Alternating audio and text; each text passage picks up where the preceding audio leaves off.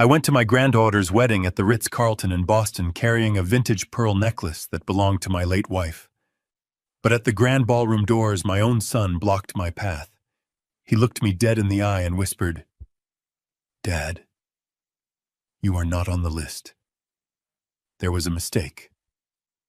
Go home." 200 of the city's elite guests stared at me. I did not yell. I did not beg. I just said, "It is fine, son." I walked out into the freezing night, got into my car, and called my attorney.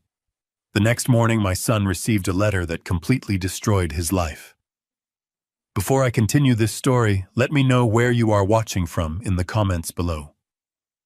Hit like and subscribe if you have ever had to stand up to family who underestimated your worth. I am Richard, 70 years old, and somehow still healing from wounds my family inflicted. As a successful corporate founder, I thought I had given them everything, but I only fed their greed. Let me tell you exactly how it happened. The winter wind cutting across Boston Common was brutal that evening, but I barely felt it. I was 70 years old, wearing a custom Tom Ford tuxedo that my late wife Sarah had always loved. In my right pocket, resting against my chest, was a worn velvet box. Inside it lay Sarah's vintage pearl necklace, the exact one she wore on our wedding day 45 years ago. I had been saving it for this very night to clasp it around the neck of my granddaughter Harper before she walked down the aisle.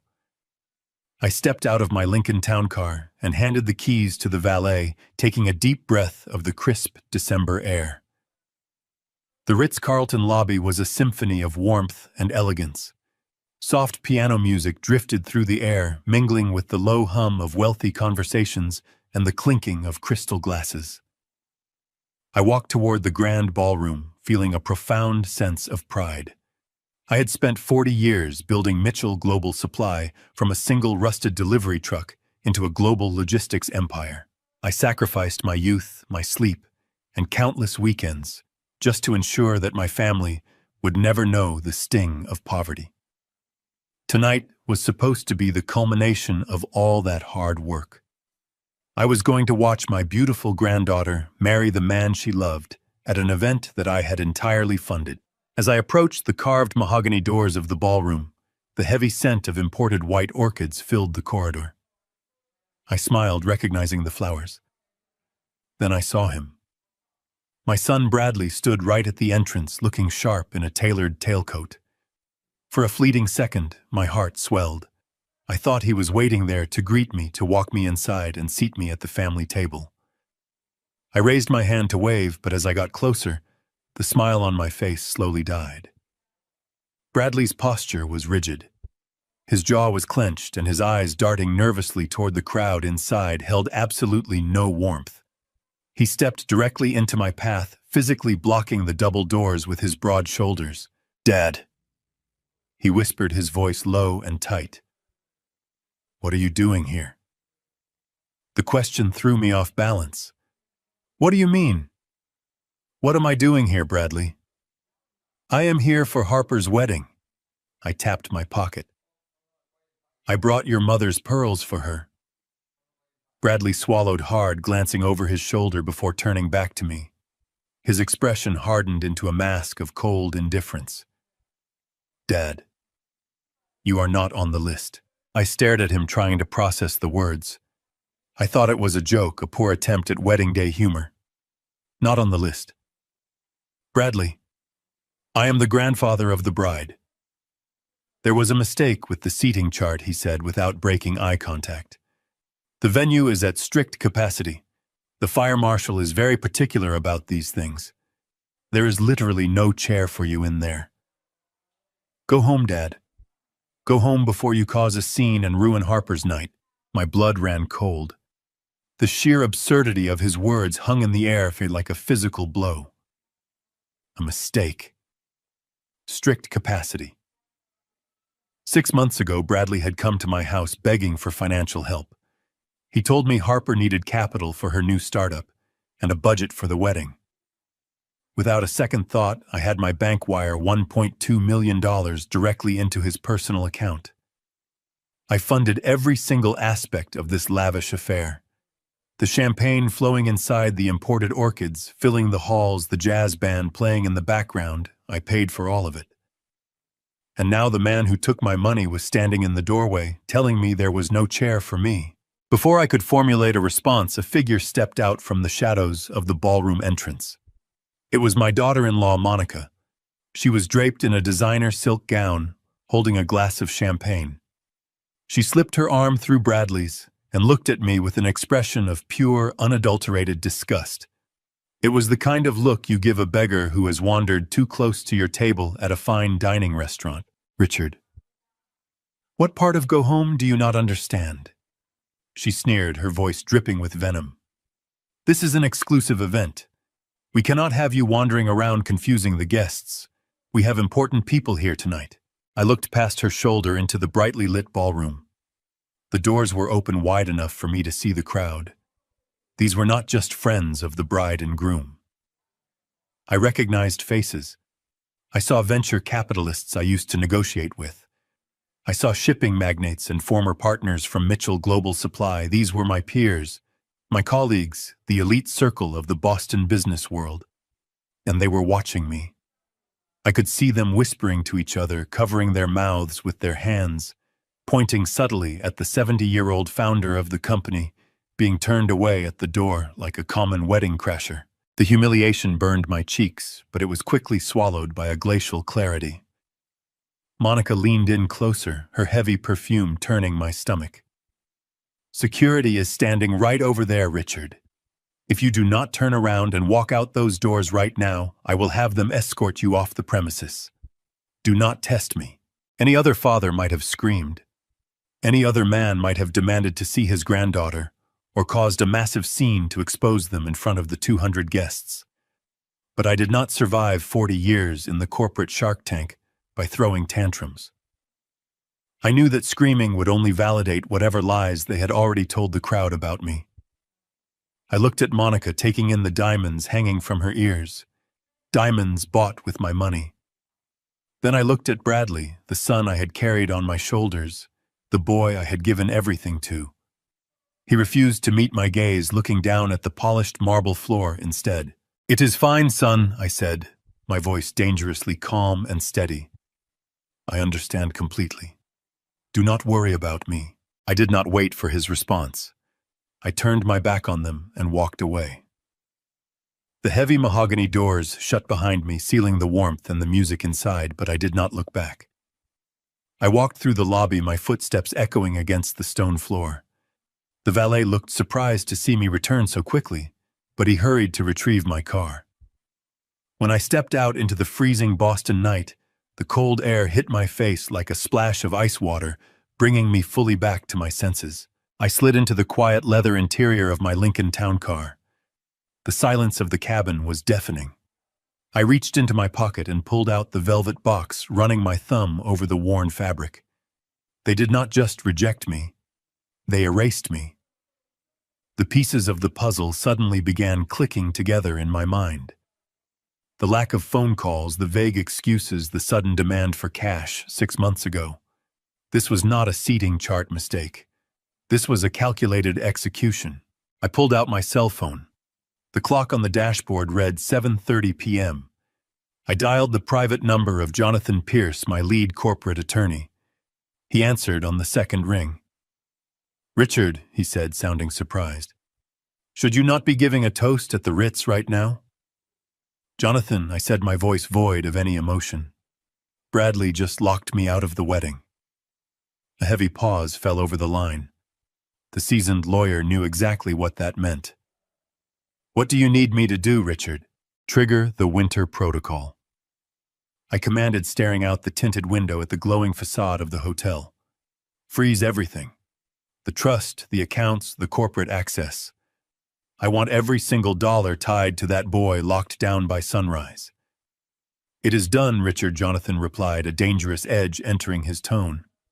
"But you need to see the bank logs first thing tomorrow. They did not just spend the wedding money. They have been digging into the corporate vault." I ended the call and leaned my head back against the leather seat. They thought they had won. They thought they had humiliated a helpless old man. But tomorrow morning my son and his greedy wife were going to learn a very painful lesson. You do not lock the wolf out of the house when the wolf is the one who built it. I settled into the deep leather seat of my Lincoln town car. The heavy door closed with a solid thud, blocking out the biting Boston wind and the faint strains of jazz music spilling from the Ritz-Carlton lobby. Inside the cabin it was completely silent, save for the low hum of the engine. My driver Martin glanced at me through the rearview mirror. His eyes carried a quiet concern. He had been driving me for over 15 years, and he knew the schedule perfectly well. He knew I was supposed to be walking Harper down the aisle right at this very moment. "Are you all right, Mr. Mitchell?" Martin asked, his voice gentle and respectful. I did not answer immediately. I took the velvet box containing Sarah's vintage pearl necklace out of my pocket and placed it carefully on the leather seat next to me. The pearls felt incredibly heavy now, as if they absorbed all the weight of the evening. I smoothed the lapels of my tuxedo and let out a long, measured breath. I was not angry. I was not devastated. A strange, absolute calm had settled over my mind like a fresh layer of frost. "I am perfectly fine, Martin," I said, keeping my voice entirely steady. "Drive me to Beacon Hill. Take the long way through the city." "Right away, sir," he replied, shifting the car into gear and pulling smoothly away from the curb. I watched the glowing facade of the hotel shrink in the side mirror. My son and my daughter-in-law were inside that golden box, drinking expensive champagne bought with my money, entertaining the elite circles of the city while tossing me into the cold. It was a flawless execution of disrespect. But it was not an emotional outburst. It was a calculated test. As the car glided through the illuminated streets of downtown Boston, I stared at the towering glass skyscrapers that defined the financial district. I had spent 40 years of my life conquering this city. Building Mitchell Global Supply from a single rusting delivery truck into a multi-million-dollar international logistics empire was not a matter of luck. It took 4 decades of ruthless negotiations, sleepless nights, and a relentless drive to succeed. I sacrificed my own youth so that my family would never have to experience the suffocating grip of poverty that I grew up with. I remembered the early days when Sarah and I lived in a cramped one-bedroom apartment. I remembered working consecutive night shifts, loading pallets with my own bleeding hands, while Bradley slept safely in his crib. I paid for his elite private schools, his Ivy League education, his sports cars, and his luxury vacations. I gave him a life completely insulated from hardship. I built a fortress of wealth around him, hoping it would make him a strong, secure man. Instead, it made him incredibly weak and dangerously greedy. Looking out at the harbor lights reflecting on the dark water, I realized the bitter truth. The incident at the ballroom doors was not a sudden misunderstanding about a seating chart or a strict fire marshal capacity limit. Monica's sneering face and Bradley's refusal to meet my eyes told a much deeper story. They were probing the perimeter. They were testing the fences to see if the old man was finally too weak, too tired, or too senile to fight back. They thought my grief over losing Sarah had softened my spine. They assumed I would just go home, cry quietly into my whiskey, and accept my forced retirement from the family hierarchy. They calculated that I would avoid a public scandal at all costs. They were right about the scandal. I despise public theatrics, but they were fundamentally wrong about my willingness to surrender. You do not survive 40 years in the global shipping industry by turning the other cheek when someone tries to cut your throat. I reached into my breast pocket and pulled out my cell phone. I did not shed a single tear. There was no room for sorrow when survival was on the line. I scrolled to the private number of Jonathan Pierce. Jonathan was not just a corporate attorney. He was a legal predator, a man who navigated the treacherous waters of corporate law with the precision of a surgeon and the ruthlessness of a mercenary. He had been my closest advisor for 2 decades. The phone rang exactly twice before he answered. Richard Jonathan, said, his deep voice carrying a note of genuine surprise. "I was expecting to hear from you tomorrow. Should you not be giving the patriarch's speech at the reception right now?" I kept my eyes fixed on the passing streetlights. Jonathan. Bradley locked me out of the wedding. He stopped me at the doors and told me I was not on the list. The silence on the other end of the line was absolute. Jonathan knew the exact power dynamics of my family. He knew the massive financial contributions I had recently made to support Bradley's lifestyle and Harper's supposed business ventures. He understood immediately that this was an act of war. I see Jonathan finally said, his tone shifting from casual conversation to cold professional focus. "What are your instructions, Richard?" "Trigger the winter protocol," I commanded. "Freeze everything." The winter protocol was a contingency plan we had drafted years ago during a particularly vicious, hostile takeover attempt by a rival firm. It was designed to sever all financial arteries immediately. Executing it meant freezing every trust account, every shared corporate credit line, and every piece of collateral tied to the Mitchell estate. It meant shutting off the lifeblood of Bradley's luxurious existence in a matter of seconds. "I want the trust frozen." I continued, my voice echoing softly in the quiet car. "I want the shared company cards deactivated. I want the escrow account where I deposited the $1.2 million placed under an immediate administrative lock. If he tries to buy a pack of gum tomorrow morning, I want his card declined. He wants me out of his life. He can start by paying for his own." I could hear the rapid clicking of a keyboard on Jonathan's end of the line. Even on a Saturday night, he was sitting in his home office ready to mobilize our defense. "Consider it done, Richard," Jonathan said. "I am submitting the electronic freeze requests to the primary financial institutions right now. The blackout will be fully effective before midnight. I will draft the notices," Jonathan assured me. But he did not hang up. I heard him take a slow, heavy breath. "Richard," he said, his voice dropping an octave, "while I have the banking portal open, I am looking at the transaction logs for the primary corporate holding accounts. It is done, Richard. The protocol is active. But you need to come to my office tomorrow morning. You must see these bank logs with your own eyes. They did not just spend the wedding money, Richard. They have actually been digging deep into the main corporate vault now. We have to act right now before the sunrise." I ended the call with Jonathan and instructed Martin to pull up to my Beacon Hill residence. The wrought iron gates swung open silently, welcoming me into a home that suddenly felt too large and too empty. I stepped out of the car, thanked Martin for his loyalty, and walked through the heavy oak front doors. The house was completely dark, save for the ambient moonlight filtering through the tall windows. I did not bother turning on the main lights. I walked straight down the hallway and entered my home office. The rich scent of aged leather and mahogany usually brought me comfort, but tonight it offered no solace. I began to pace the length of the Persian rug, the rhythmic sound of my footsteps echoing against the walls lined with decades of corporate awards and framed newspaper clippings. My mind was racing, trying to untangle the web of deception that had just ensnared me. How did a man who spent 40 years anticipating the treacherous maneuvers of global competitors miss a betrayal taking root inside his own family? The answer was painful but simple. I had taken off my armor around my own blood. I allowed myself to be a father instead of a chief executive officer. It started exactly 6 months ago, right here in this very room. The memory played in my mind with agonizing clarity. I was sitting at my desk reviewing quarterly projections when the doors flew open. Bradley stormed in, his face flushed, and his tie loosened a perfect portrait of a man on the edge of a total breakdown. He collapsed into the chair across from me, breathing heavily, and dropped a thick stack of manila folders onto my desk. He told me that he had received an advanced warning from a contact at the Internal Revenue Service. According to Bradley, the agency was launching a brutal, comprehensive audit on our family trust.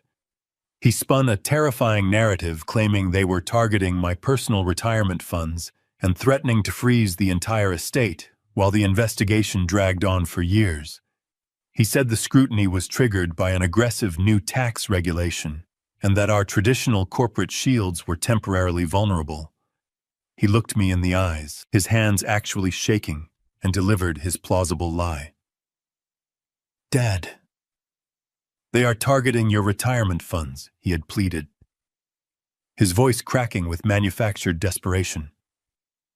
We need to sign a temporary power of attorney right now. We have to move $1.2 million into a secure escrow account under my name. It is the only way to protect your liquid assets and secure her entire future until the audit ends. Looking back now, the corporate titan inside me should have seen the glaring holes in his story. I should have called my own accountants. I should have demanded to see the official federal notices. I should have summoned Jonathan Pierce immediately. But Bradley did not come to the founder of Mitchell Global Supply. He came to his father. He came to a man who was still drowning in the quiet, lingering grief of losing his wife. Sarah had always been the emotional anchor of our family, the one who held us together. Without her, I was desperate to keep the remaining pieces of our family intact. When a son comes to you, terrified, pleading for help to save her very future, the ruthless businessman steps aside and the protective father takes the wheel.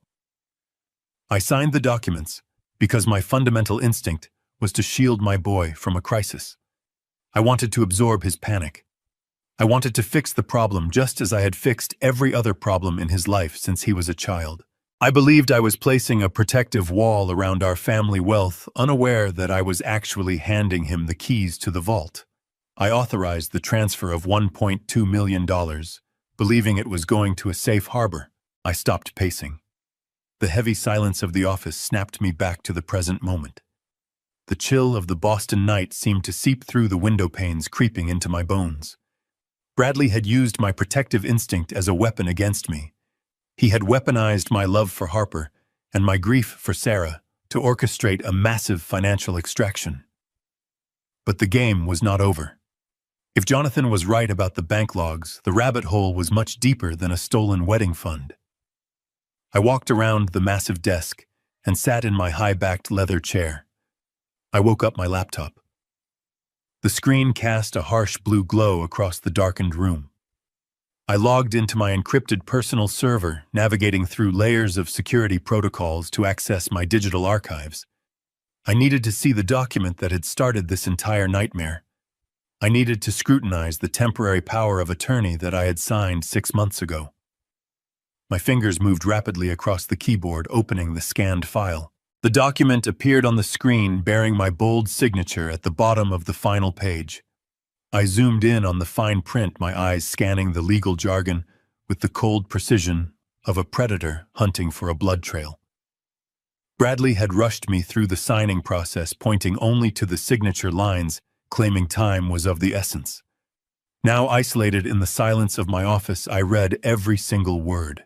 I scrolled down to the notary acknowledgement section. My eyes locked onto the circular stamp pressed into the bottom corner. A chilling realization hit me like a physical blow to the chest.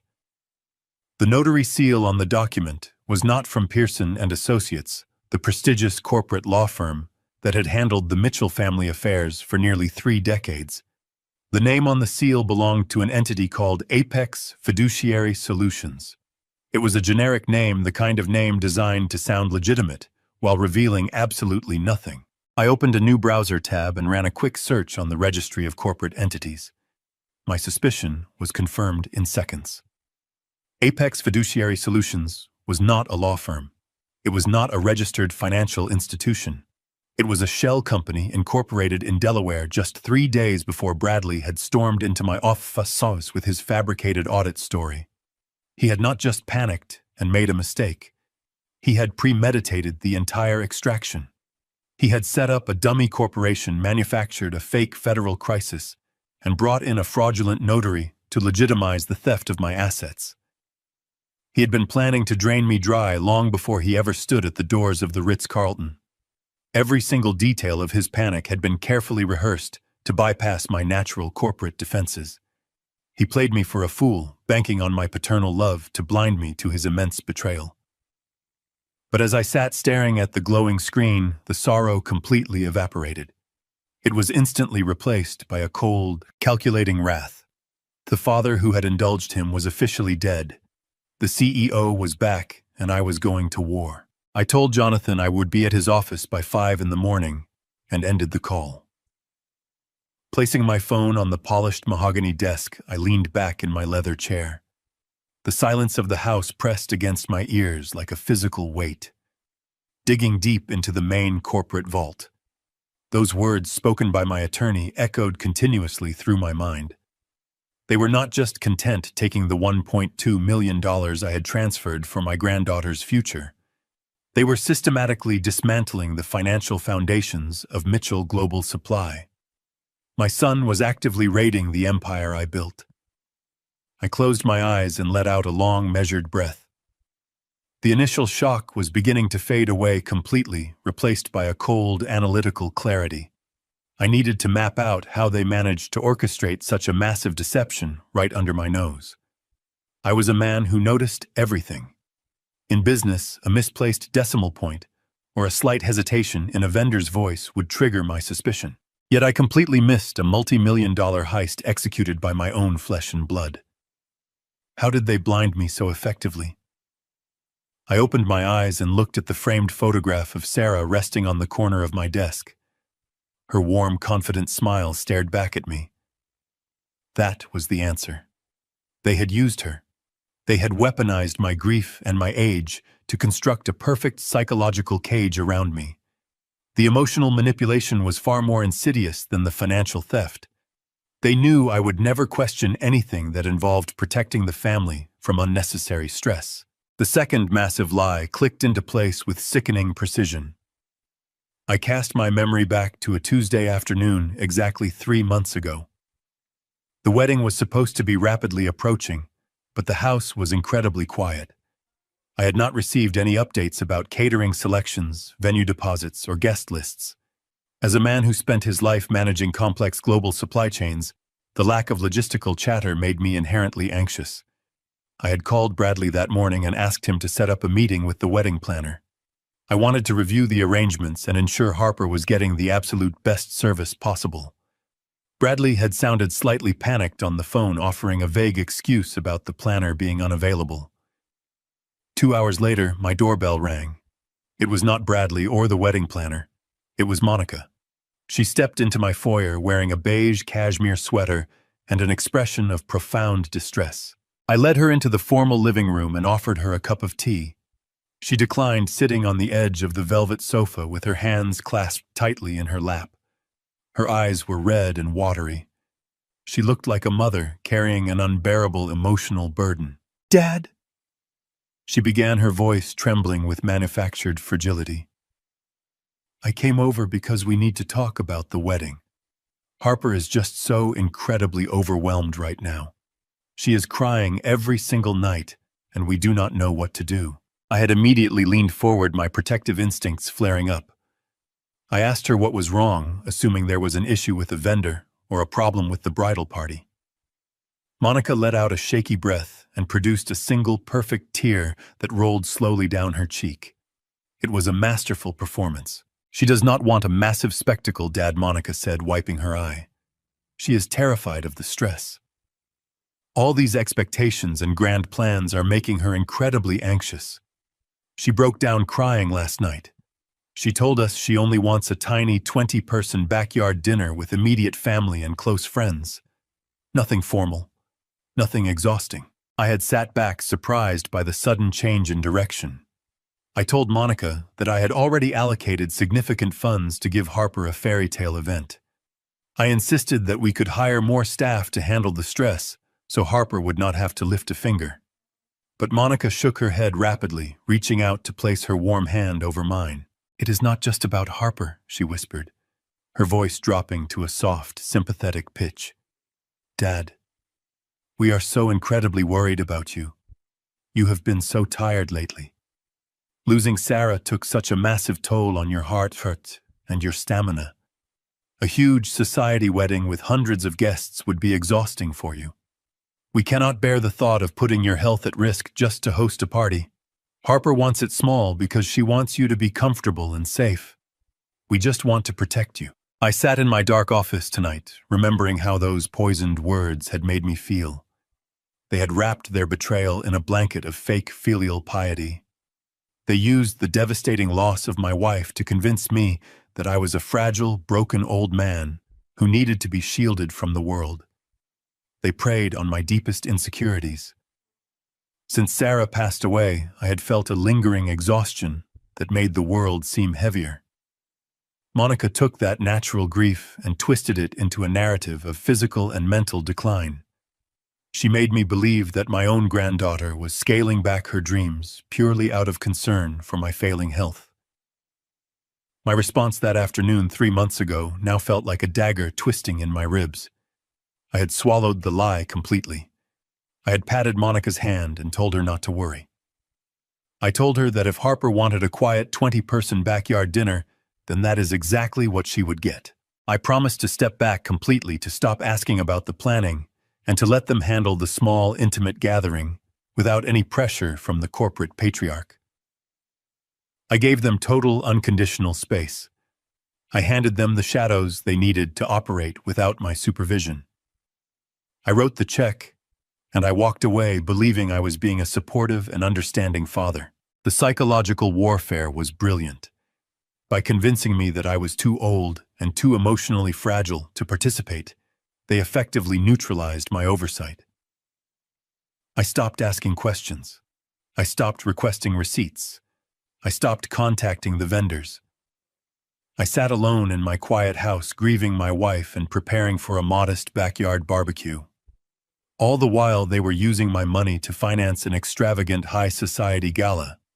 They used my isolation to plunder the family wealth while smiling in my face and claiming they were trying to protect my fragile heart.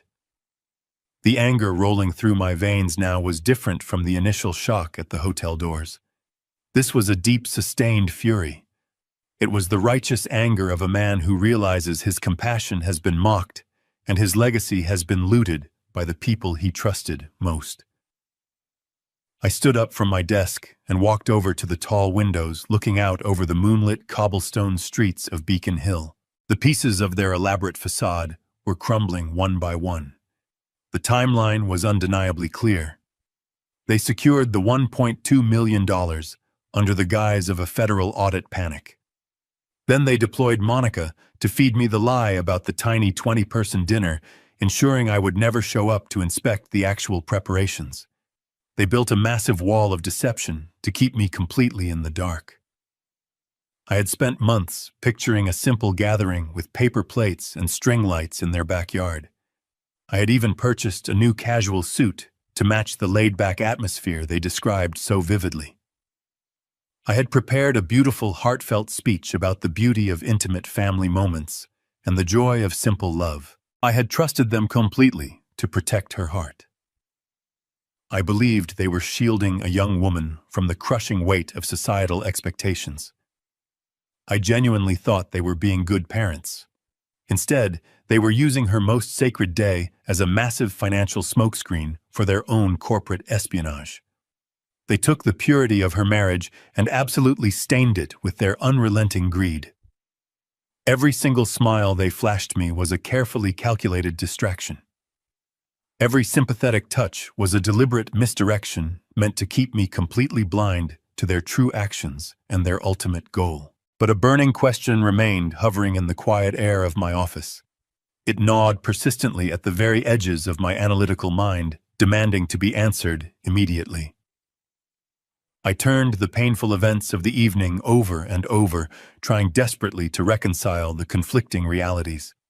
I had literally just returned from the Ritz-Carlton Hotel in downtown Boston. I had stood in front of the heavy grand ballroom doors. I had seen the hundreds of wealthy guests mingling under massive crystal chandeliers. I had smelled the thousands of dollars worth of imported floral arrangements. I had witnessed a spectacle of absolute opulence funded entirely by my own stolen money. I stared at my reflection in the dark window glass, my jaw set in stone. If the wedding was truly supposed to be a tiny 20-person backyard dinner designed to protect my fragile health, then why was I just locked out of a 200-guest black tie gala at the Ritz-Carlton? The immediate answer to that very specific question brought a secondary, highly sinister realization crashing down upon me. As I sat in the dim light of my office, my mind began to retrace the timeline of the past few months. I had been focused on the financial manipulation, the forged documents, and the missing $1.2 million. But a far more painful detail suddenly gripped my chest. When was the last time I had actually spoken directly to my granddaughter? I mentally scanned through my recent memories, trying to pinpoint the sound of Harper's voice. The result made my stomach turn. It had been nearly 3 full months since I had a direct conversation with her. Every single attempt I ever made to reach out to her had been flawlessly intercepted. Whenever I actually called Harper, her cell phone would ring endlessly before clicking directly to voicemail. Almost immediately after leaving a message, my phone would buzz with an incoming call from Monica. She always had a perfectly reasonable excuse ready. "Dad, Harper is so sorry she missed your call," Monica would say, her tone dripping with manufactured warmth. "She is in Europe for a startup retreat. The time difference is brutal, and she is in back-to-back meetings." A few weeks later, when I tried to call again, Monica answered Harper's phone directly. "Richard, I am just holding her phone for the week," she explained. "Harper is doing a complete digital detox. The wedding planning was causing her massive anxiety, so her therapist recommended she disconnect entirely from screens. We are just trying to keep her stress levels down." I accepted those excuses without a single second thought. I respected the boundaries they drew for me because I believed they were genuinely looking out for her mental health. I wanted her to succeed, to build her enterprise without the overbearing shadow of her grandfather looming over her. I thought I was giving her the space she needed to thrive. Instead, I allowed them to build an impenetrable fortress around me. They orchestrated a complete communication blackout. By feeding me these continuous lies, Bradley and Monica severed my only direct line to the person I loved most. They isolated me completely, ensuring Harper and I could never compare notes and never accidentally uncover the massive deception they were running in the background. It was a classic corporate quarantine tactic executed perfectly, but I was definitely not entirely helpless in this situation. I may be 70 years old, but running a global logistics empire requires a firm understanding of digital intelligence. If they built a digital wall to keep me out, I simply needed to find a back door. I leaned forward and pulled my laptop closer. I opened a private browser window. I knew Harper was highly active on social media, documenting her journey as an entrepreneur. I typed in her handle and hit enter. The screen loaded, but instead of her photo grid, a blank profile page appeared with a simple padlock icon. They had blocked my personal accounts from her page entirely to maintain their quarantine. I did not let frustration slow me down. I quickly opened a new tab and navigated to a generic email provider. Within 5 minutes, I generated a completely anonymous email address. I used that address to register a brand new, untraceable profile on the social media platform. I chose a random landscape for the profile picture and typed in a fictitious name. It was a burner account, a simple ghost in the machine, but it was all the leverage I needed to bypass their digital barricade. I typed Harper's handle into the search bar of my anonymous account and clicked the search icon. This time, the firewall crumbled. Her page loaded instantly, revealing a chronological grid of her life. The very first thing I quickly noticed was the location tags. There were no cobblestone streets of Europe. There were no startup retreats in distant countries. Every single photograph was geotagged right here in the Boston area. I clicked on a photo posted 6 weeks ago, around the time Monica had sworn Harper was across the Atlantic. The image showed my granddaughter smiling brightly outside a popular cafe in Cambridge, holding a coffee cup, the familiar brick facades clearly visible in the background. The caption read, "Loving the autumn vibes in the city today. So much to plan, but so excited for the future." I kept scrolling, the betrayal deepening with every click. I moved to the period when Monica claimed Harper was undergoing a strict digital detox. The lie shattered completely.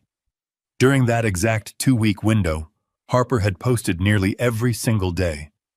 There were pictures of cake tastings, dress fittings, and floral arrangements. She was not disconnected from screens. She was highly active, deeply engaged in planning the very wedding I was paying for. but from which I had been excluded. I saw a picture of her looking at imported white orchids, the exact flowers from the invoice I had discovered. She was right here in the city, fully connected, while her parents kept me isolated. The sheer scale of the manipulation was breathtaking.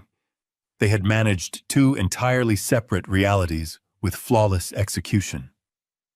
To Harper, they painted a picture of a busy, successful wedding preparation. To me, they painted a picture of an overwhelmed, fragile girl who needed total isolation. They stood right in the absolute middle, perfectly controlling the entire flow of information, hoarding the money, and ensuring the two sides never met. As I scrolled closer to the present day, searching desperately for any mention of the wedding itself, the anger I felt began to morph into a chilling sense of dread. I reached the most recent posts uploaded in the last 48 hours. There were beautiful shots of the rehearsal dinner, images of her smiling bridesmaids, and a video of Bradley giving a toast. But it was the post from yesterday afternoon, less than 24 hours before I stood in my tuxedo at the doors of the Ritz-Carlton, that made the blood run cold in my veins. It was a candid photograph of Harper sitting alone by a window, looking softly into the distance. The caption below the picture read, "So incredibly sad that Grandpa is too sick to make it to my big day tomorrow. He is fighting so hard, and I am praying for his recovery every minute. I love you, Grandpa. I know you will be there in spirit. Sick. Praying for his recovery. Fighting so hard." The words burned into my retinas. I am 70 years old, but I am in peak physical condition. I run 3 miles every morning without fail. I manage a global corporate portfolio with absolute precision. I am not sick. I am not fighting for my recovery. I stared at the bright screen, my breath catching in my throat, as the true, horrifying depth of their deception finally revealed itself in full. What exactly did my son and daughter-in-law tell my innocent granddaughter? The horrifying question hung in the quiet air of my office like a physical weight pressing down on my chest. What exactly did my son and daughter-in-law tell my innocent granddaughter to explain my absence? My mind spun with a dozen terrifying possibilities, each one more cruel than the last. Did they tell her I was rapidly deteriorating? Did they tell her I simply did not care enough to attend the most important day of her young life? The calculated emotional violence of it all was almost too massive to process. I could easily imagine Harper standing in her white dress, looking toward the heavy wooden doors of the ballroom, waiting for a grandfather who was never going to arrive. But I could not afford to sit there paralyzed by my own sorrow. Grief is a luxury reserved for the victorious, and right now I was standing in the middle of an active war zone. I needed absolute, undeniable proof of their financial movements, and I needed it immediately. Bradley arrogantly believed he had completely severed my digital access to the family wealth. He thought he had efficiently locked me out of the modern banking portals, the sleek new financial applications, and the shared trust dashboards we had established over the past decade. But my son severely underestimated the institutional knowledge of a man who built a global empire with his own 2 hands. He forgot about the architectural foundations of Mitchell Global Supply. He forgot about the legacy servers. Back in the late 90s, when Sarah and I first digitized our corporate infrastructure, we had created a master administrative email account. It was a digital failsafe, an archaic master key designed to automatically receive blind carbon copies of major vendor contracts and high-level financial approvals tied to the original corporate trust architecture. We had not actively used that specific server interface in over 15 years. Bradley, being of a generation that relies entirely on cloud-based convenience, never even knew the ghost server existed. I leaned forward and opened a secure terminal on my laptop. I typed in the ancient web address, my fingers moving across the keyboard strictly from ingrained muscle memory. I entered the complex alphanumeric password that I had memorized 2 decades ago. The screen blinked black for a fraction of a second before loading a painfully outdated gray interface. It felt like stepping into a digital graveyard, but the system was fully functional. I clicked on the master administrative inbox. My heart hammered against my ribs as endless lines of automated text began to populate the screen. There were tens of thousands of unread automated logs, but I did not need to endlessly scroll through all of them. I typed a few highly specific keywords into the search bar. Ritz-Carlton, wedding, Bradley, escrow. The old system churned for a few agonizing seconds, the processing icon spinning slowly. Then a single forwarded email appeared at the very top of the list.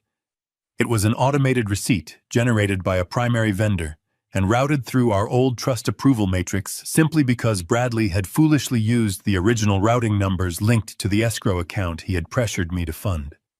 I clicked on the message and a high-resolution document opened on my screen.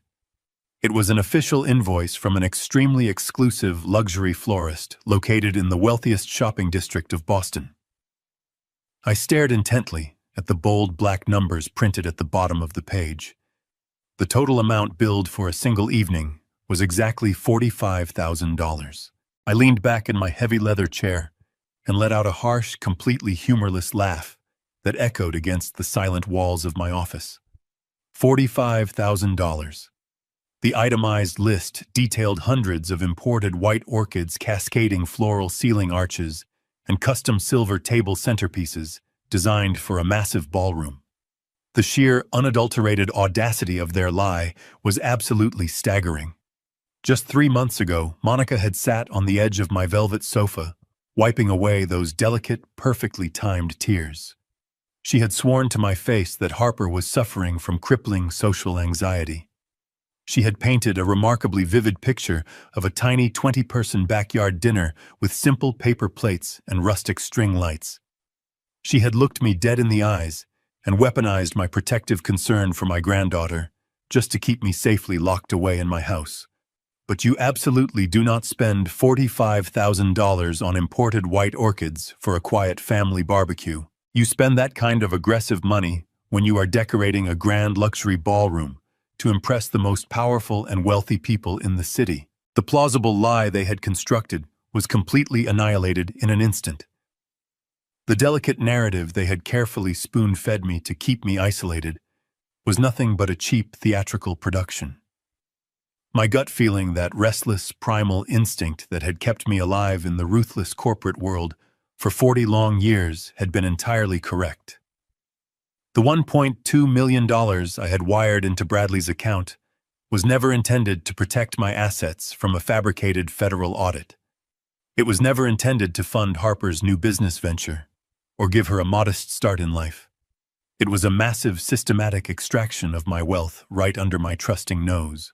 They had stolen my life savings to throw the social event of the decade, all while painting me to the outside world as a fragile, senile old man who was too sick and confused to even walk out of his front door. I looked back at the glowing screen, tracing the line items on the floral invoice with a growing sense of dangerous clarity.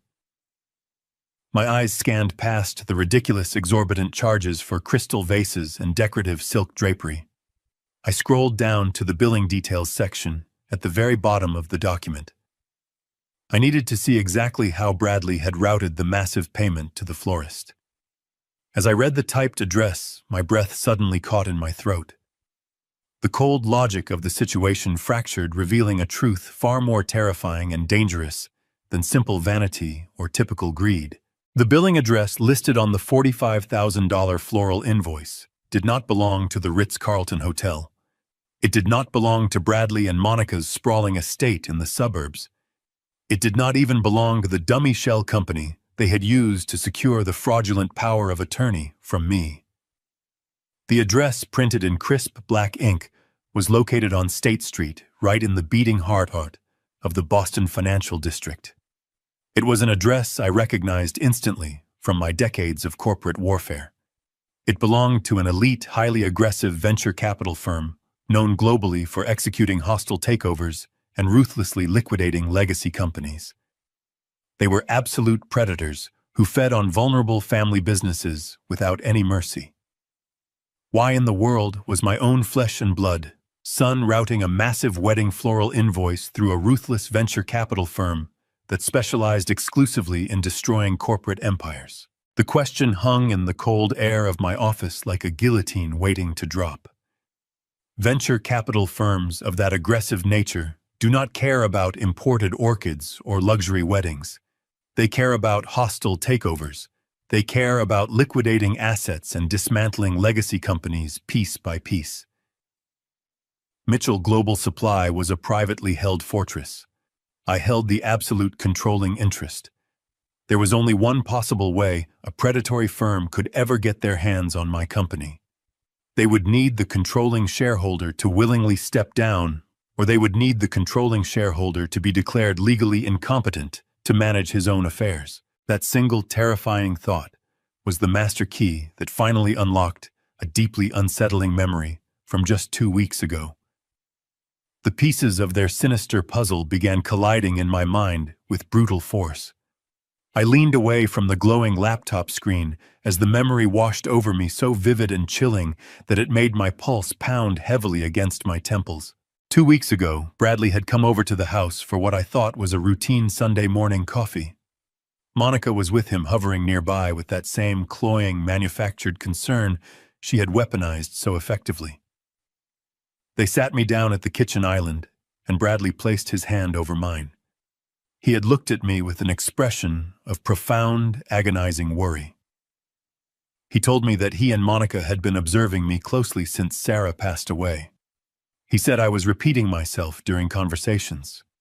He claimed I was leaving doors unlocked, forgetting minor details about corporate accounts, and staring off into space for hours. He painted a picture of a man rapidly losing his grip on reality. I had vigorously defended myself. I told them I was perfectly fine, just tired and grieving. But Monica had chimed in, her voice trembling with that trademark fake emotion. She said they had already taken the liberty of scheduling a comprehensive cognitive evaluation at Massachusetts General Hospital.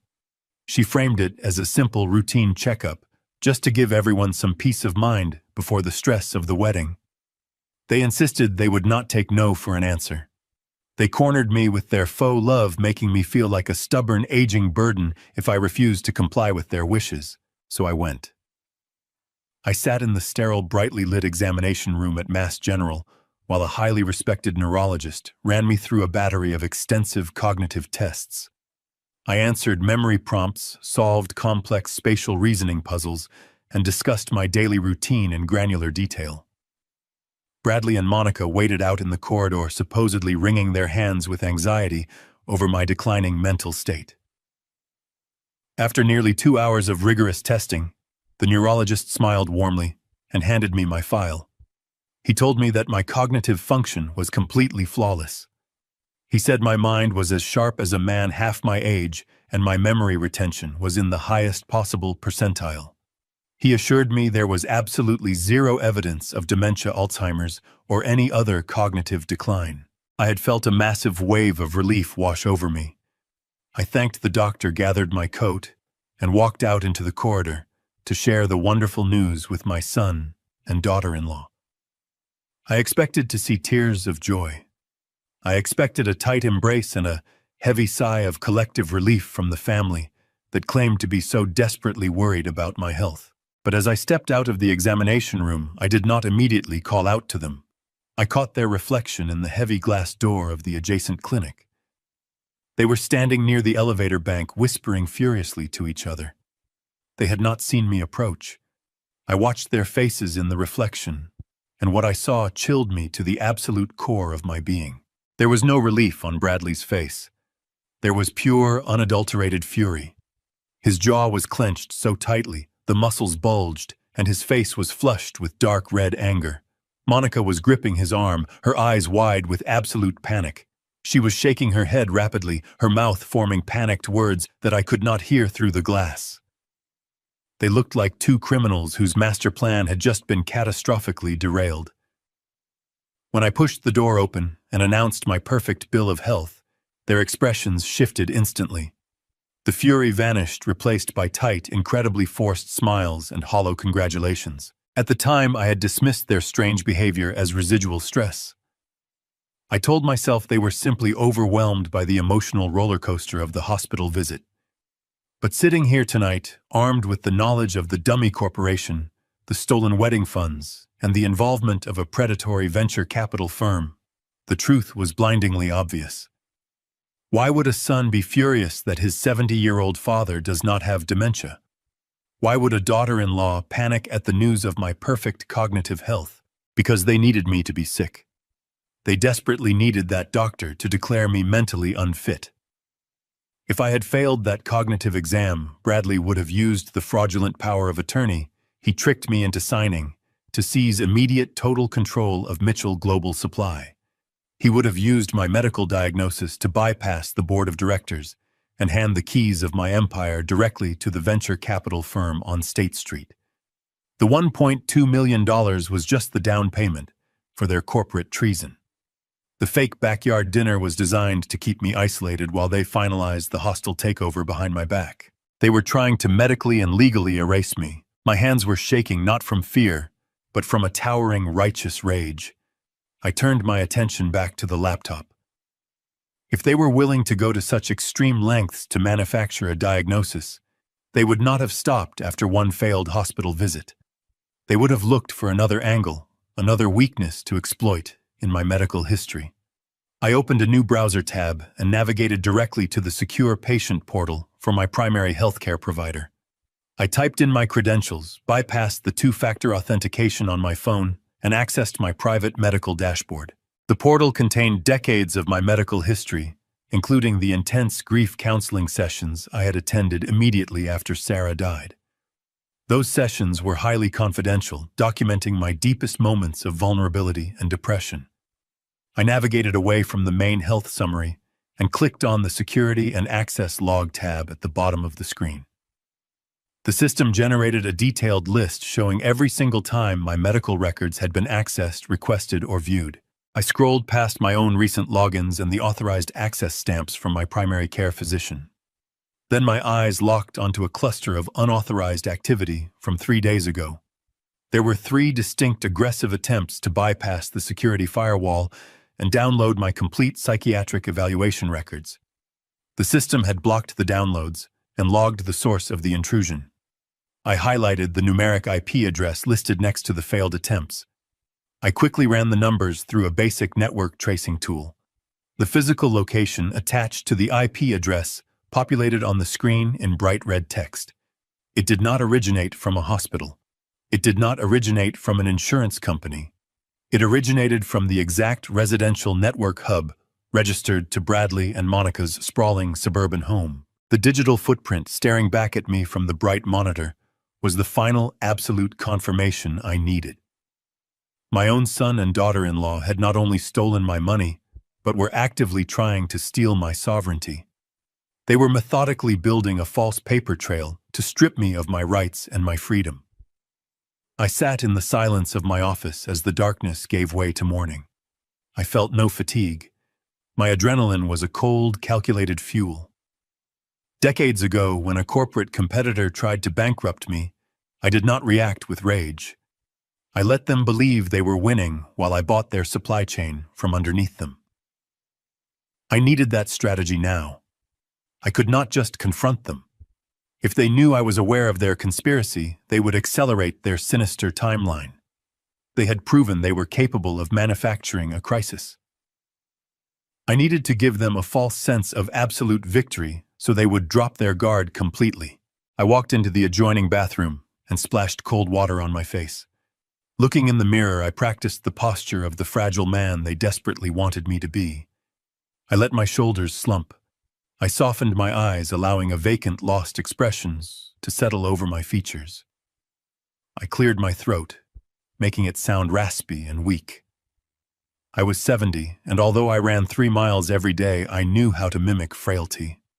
I walked back into the office and picked up my phone. It was past 8 in the morning. Bradley and Monica would be waking up with champagne hangovers basking in the glow of their stolen triumph. I took one final deep breath to steady my racing heart and tapped my son's name on the glass screen. The phone rang 3 times before it connected. "Hello," Bradley answered, his voice sounding groggy and slightly guarded. He was bracing himself for an angry confrontation about the Ritz-Carlton doors. I did not give him the chance to play defense. I let out a long, trembling sigh and made my voice sound incredibly small and disoriented. Son, I whispered, injecting a note of desperate panic into my tone. Son, is that you? I am confused. Did the wedding happen already?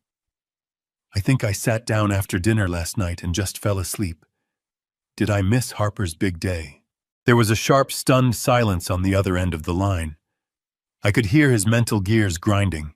He had been preparing for a furious corporate titan demanding answers about hotel security. Instead, he was getting a pathetic, senile old man who did not even remember leaving his house. I squeezed my eyes shut and forced my voice to crack. I am so sorry, Bradley. I continued, sounding absolutely heartbroken and utterly defeated. I laid out my suit, but I just felt so tired. My head has been so foggy lately. Please tell me I did not ruin the small backyard dinner. When Bradley finally spoke, the defensive tension was completely gone from his voice. It was instantly replaced by a thick, syrupy layer of pure condescension. Oh, Dad, he sighed, sounding exactly like a parent talking to a toddler. It is completely fine. We were wondering where you were, but Monica said you were probably exhausted from all the grief. You have been so confused lately. I gripped the edge of my desk so hard my knuckles turned white, but I kept my voice perfectly pathetic. Was it beautiful? I asked weakly. Did she have a quiet time in the backyard? It was perfect, Dad, Bradley replied, his lie slipping effortlessly through his teeth. Just 20 people. Very simple, very quiet. Harper wore a cotton dress and we had a family barbecue. She missed you, of course, but she understood. We all know you are not yourself these days. You need to rest. You need to stop worrying about anything complex or stressful. I wanted to scream. I wanted to tell him about the $45,000 floral invoice and the 200 guests dancing under crystal chandeliers while I sat alone in the dark. I wanted to rip the phone apart, but I played the senile fool exactly as they needed me to. I am just so tired, son, I murmured, letting my voice trail off into a weak, fragile whisper. I do not know what is wrong with my old memory. I feel like I am losing my mind. Thank you for understanding. Thank you for taking care of everything for me. Do not worry about a single thing, Dad Bradley said, his tone swelling with arrogant pride. Monica and I have everything completely under control. You just stay in the house and rest. We will come by and see you in a few days to sort out your new schedule. Just relax. I thanked him profusely, apologizing for my failing memory before saying goodbye. I waited for the distinct electronic click of the call disconnecting, but the click never came. Bradley, in his hungover state, had pulled the phone away from his ear, but had failed to press the red button to end the call properly. The line remained open. I stood frozen in my home office, barely daring to breathe, as the background noises of his master bedroom drifted through the tiny speaker. I heard the rustle of expensive silk sheets and the soft, heavy thud of the cell phone being tossed onto a wooden nightstand. Then I heard Monica's voice, muffled but perfectly clear. Was that him? She asked, her tone sharp and alert. Was he furious about the security guards last night? I pressed the phone tighter against my ear. Bradley let out a cruel, booming laugh that sent a shiver of absolute physical disgust straight down my spine. Furious. Bradley scoffed, his voice dripping with victorious, utter contempt. He does not even remember going to the hotel. He thinks he fell asleep in his reading chair and missed a simple backyard barbecue. I told you the isolation would break him down. He was crying, apologizing for his bad memory. He is completely lost. There was a brief, agonizing pause, and then Monica let out a deeply satisfied sigh. It is perfect, she said smoothly. I was so worried we would have to fight him on the transfer of corporate power, but this development makes it so much easier. The old man's brain is finally turning to mush, just like we needed it to. I closed my eyes, absorbing the sheer toxic venom of their casual morning conversation.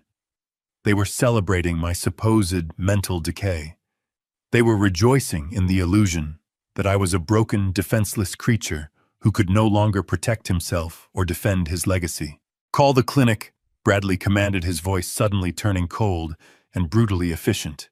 Tell them we are moving the timeline up right now. We do not need to wait around for the end of the month. He is totally compliant. Tell them we are coming in to sign the permanent guardianship papers, and then we finally move him permanently on Tuesday." The line went dead.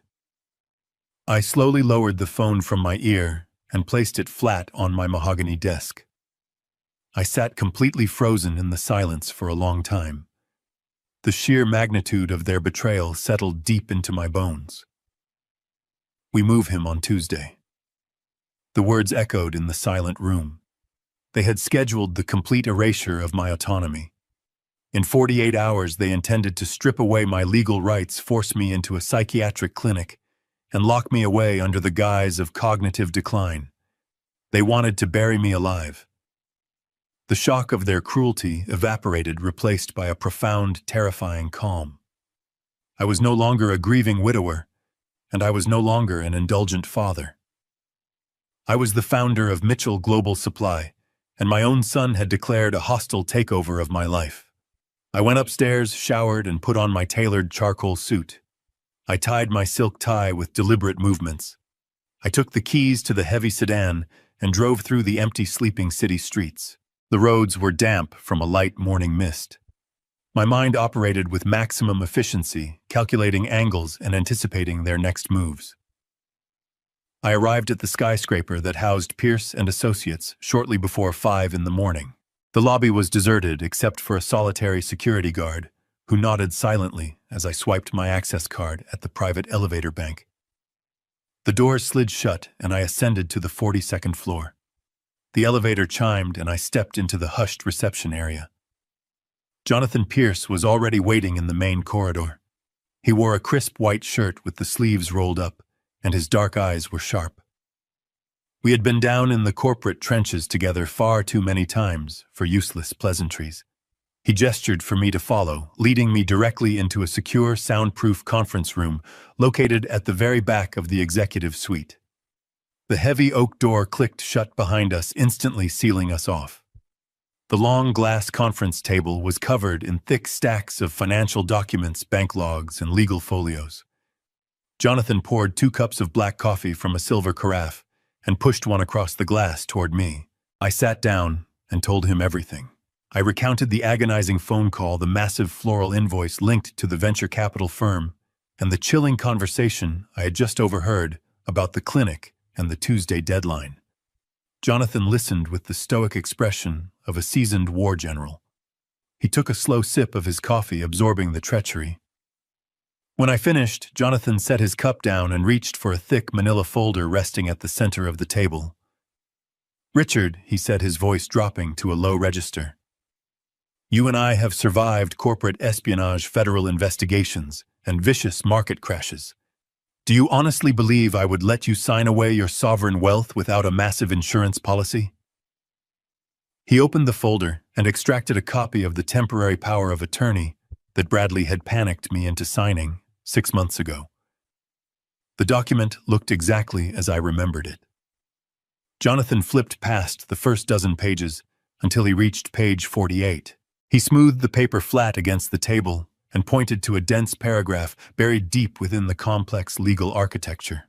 "When Bradley brought this document into your office," Jonathan explained, speaking with surgical precision, "he thought he was incredibly clever.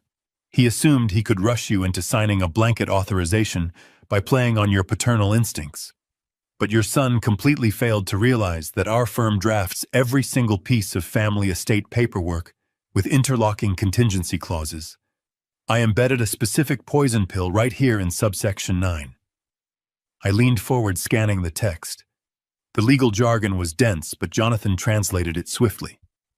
"This clause explicitly states that any unilateral transfer of funds exceeding $100,000 to any offshore entity or unauthorized holding account requires your physical biometric thumbprint authorization. If the designated proxy attempts to force a transfer of that magnitude without your physical presence, the power of attorney is instantly invalidated." I stared at him, the brilliance of his trap washing over me. "You built a tripwire," I whispered. "Exactly." Jonathan nodded, a predatory smile touching his mouth. "It is a silent alarm." The moment Bradley tried to move the $1.2 million, the banking system flagged it. It allowed the transfer to process superficially, giving him a false sense of victory, but it immediately triggered an absolute administrative freeze on every single asset connected to his name. The trap snapped shut the second he hit the transfer button. "He thinks he won," I said, the cold reality settling in. "He thinks he has the power to declare me incompetent by Tuesday because he believes the document is active." Jonathan nodded. "He is operating under a shattered illusion. The document is void. He has absolutely no legal authority over your health, your estate, or your corporate holdings. He cannot move you to a clinic, and he cannot touch your shares. The power of attorney self-destructed the moment he tried to steal the money. We gave him enough rope to hang himself, and he sprinted straight for the gallows." We sat in silence for a moment. My son had walked right into our trap, blinded by his own arrogance. He spent the last 6 months celebrating a successful heist, unaware that he was standing on a financial landmine. The corporate machinery I spent 4 decades building was protecting me, even when my own blood was trying to tear me down. But there was one final piece to the puzzle. The poison pill had neutralized Bradley's legal authority, but the funds had still been superficially routed. The money moved before the freeze fully locked the accounts down.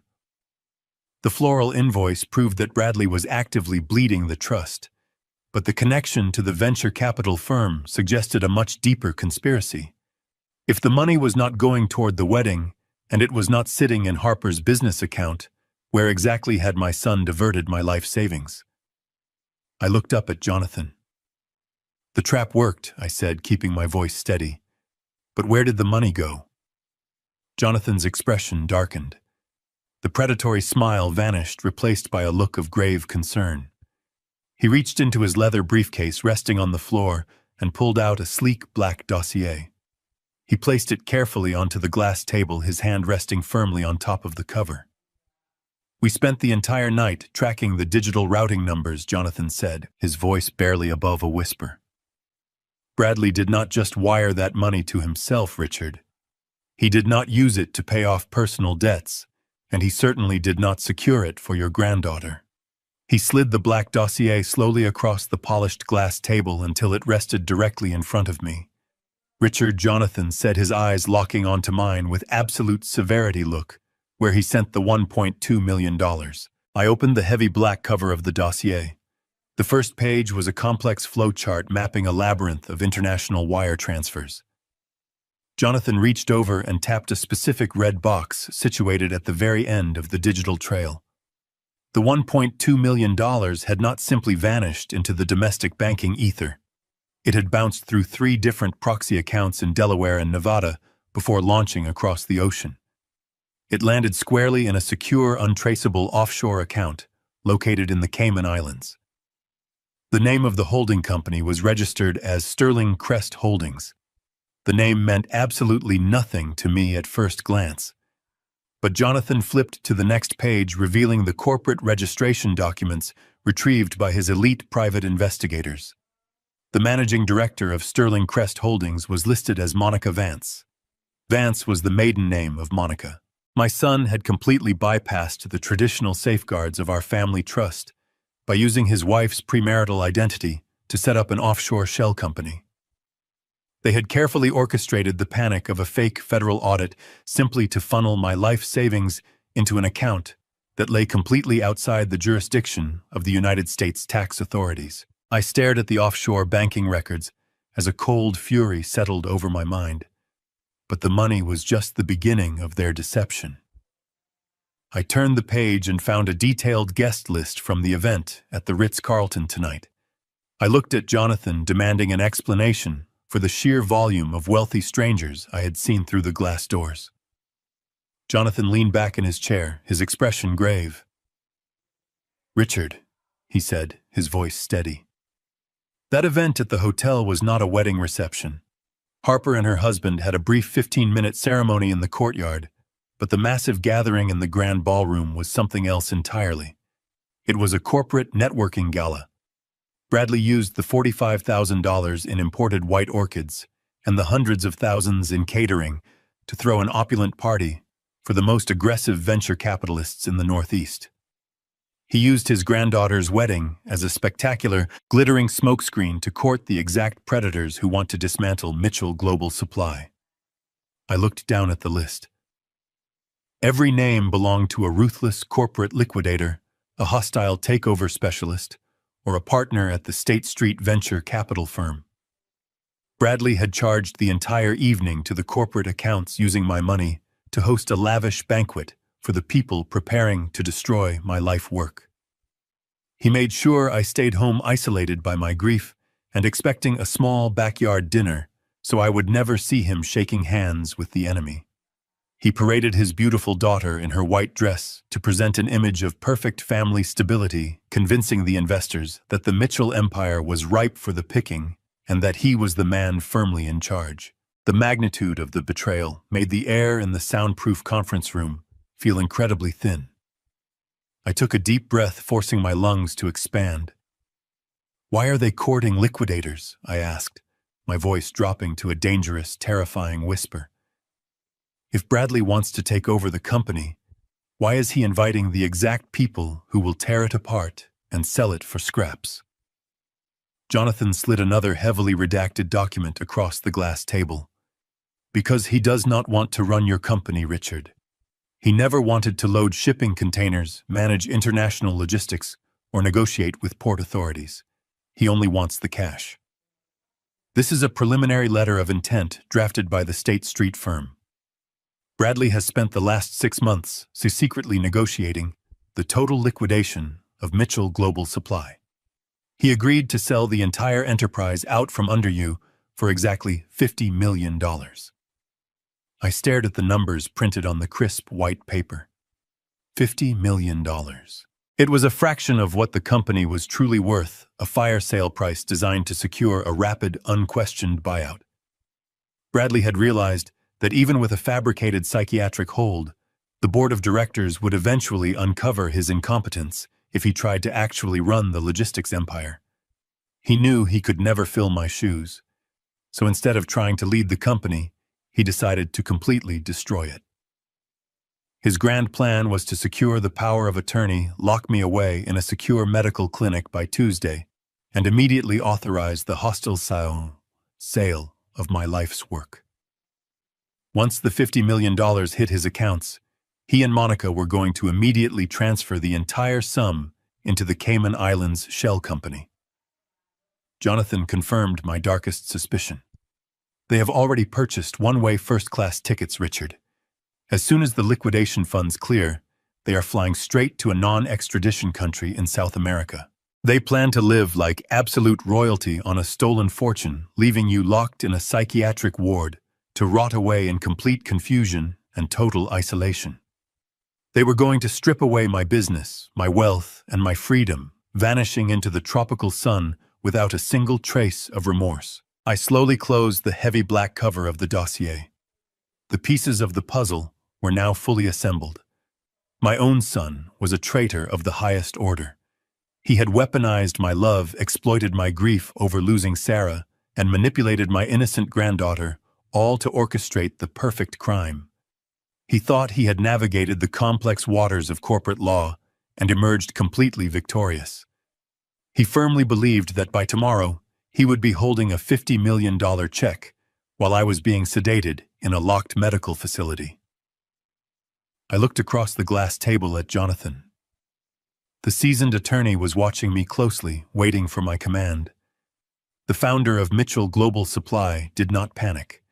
I felt a surge of cold, focused energy radiating through my veins. The sorrow and the grief were completely gone, burned away by the white-hot necessity of immediate retaliation. "When exactly is the final sale scheduled to be signed?" I asked, my voice carrying the absolute authority of a man preparing for total war. Jonathan checked the heavy gold watch on his left wrist. "The State Street venture capital firm is opening their doors specifically for this transaction. The final liquidation documents are scheduled to be executed on Monday at exactly 9 in the morning." I stood up from the conference table and buttoned my tailored charcoal jacket. I smoothed my silk tie, feeling the familiar comforting weight of command settling back onto my shoulders. The trap was set, the timeline was exposed, and the enemy was currently sleeping off a champagne hangover, unaware that their master plan had just been entirely compromised. I had spent 40 years building an empire from a single rusting delivery truck. I knew every vulnerability, every legal loophole, and every hidden pressure point within my own corporation. I looked Jonathan Pierce in the eyes. I have exactly 24 hours to destroy his empire. Let us get to work. Jonathan opened his laptop, the harsh glow illuminating the sharp lines of his tired face. We did not waste a single second. The clock was ticking down to the Monday morning meeting at the venture capital firm, and we had an immense amount of complex legal restructuring to accomplish before the sun came up over the Boston skyline. Bradley believed he had successfully paralyzed my corporate authority, assuming that the fraudulent power of attorney and my supposed mental decline gave him unchallenged dominion over Mitchell Global Supply. He was operating under the arrogant assumption that a global logistics company is simply defined by its massive warehouses, its fleet of shipping trucks, and its physical inventory. But Bradley had never bothered to understand the true underlying architecture of the empire I had built. He was a creature of surface appearances, completely blinded by the illusion of physical, tangible assets. The real unassailable value of Mitchell Global Supply did not reside in the steel shipping containers or the international distribution centers scattered across the globe. The true $50 million valuation rested entirely in our proprietary routing algorithms, the highly customized supply chain management software, and a fiercely guarded portfolio of international logistics patents. Those digital assets were the invisible nervous system that kept the entire global operation functioning with flawless precision. Without that specific software, the delivery trucks would sit idle, the automated warehouses would completely freeze, and the international shipping routes would collapse into absolute irreversible chaos. Decades ago, when I first foresaw the massive digital revolution approaching the global shipping industry, I made a crucial, completely private legal maneuver. I legally separated the intellectual property from the primary corporate structure. I registered every single algorithm, every line of proprietary code, and every core patent under a highly restricted founder designation. Bradley had arrogantly assumed he was selling a fully functioning, immensely profitable gold mine to the predatory liquidators on State Street. He had confidently promised them the keys to a kingdom he did not actually own. He had absolutely no idea that I retained the absolute unchallengeable authority to revoke the licensing rights to the essential operating software at any given moment. I was about to turn his $50 million gold mine into an empty, worthless cardboard box. "Jonathan," I said, keeping my voice completely devoid of emotion, "draft the immediate transfer protocols right now. I want every single patent, every registered copyright, and all the proprietary logistics software completely stripped away from the Mitchell Global Supply corporate umbrella immediately."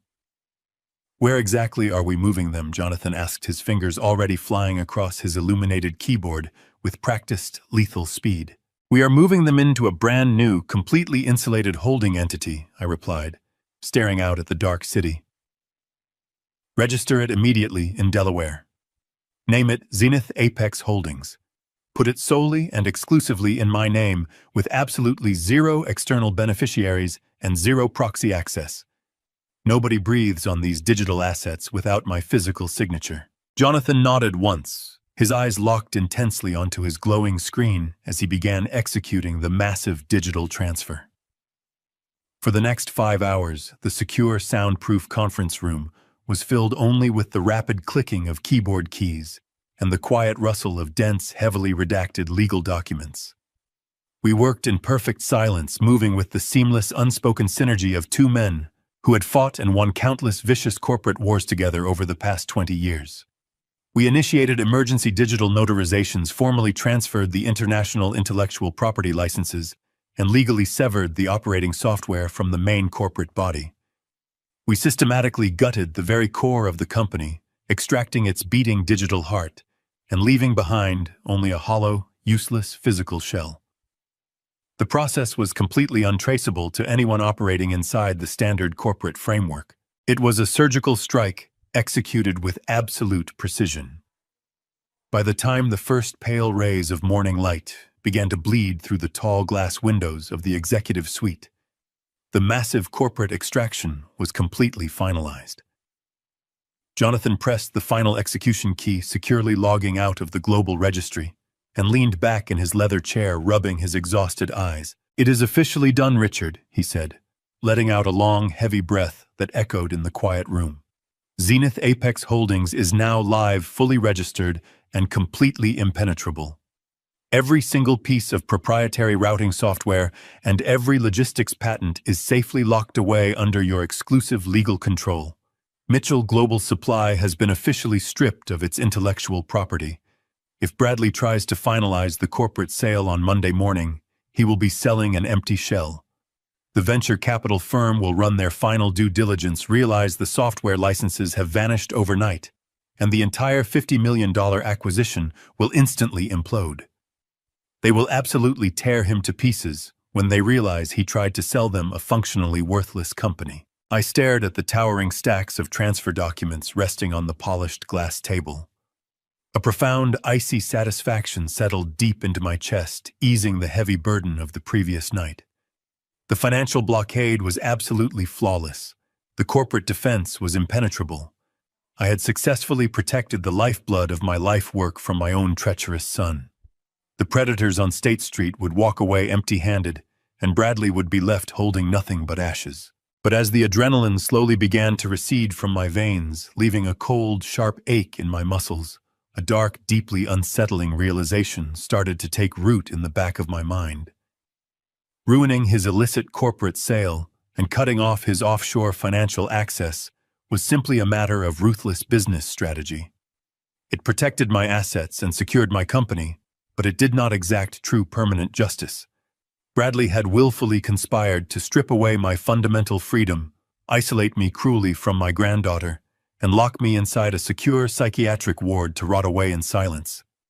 He was actively planning to steal my entire life and vanish into the sunset. Simply blocking the financial sale was not nearly enough to stop him permanently. The patents and algorithms were fully secured, but I needed something much more powerful to put my own son behind bars, where he truly belonged for the rest of his miserable life. I needed a verified, irrefutable confession. I needed to know the exact specific lie he had confidently spun to those ruthless venture capitalists to justify liquidating my empire without my presence.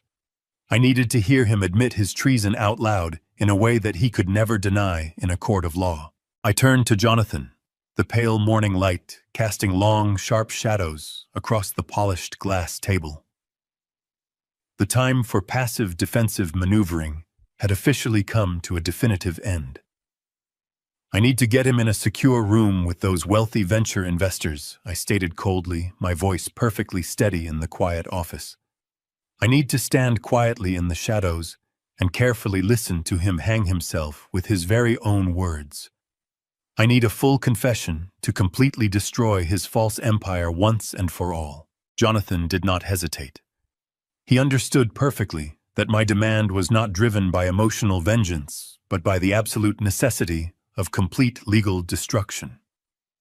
He reached across his massive desk and pressed a single button on his secure intercom system. He instructed his security liaison to bring up the asset.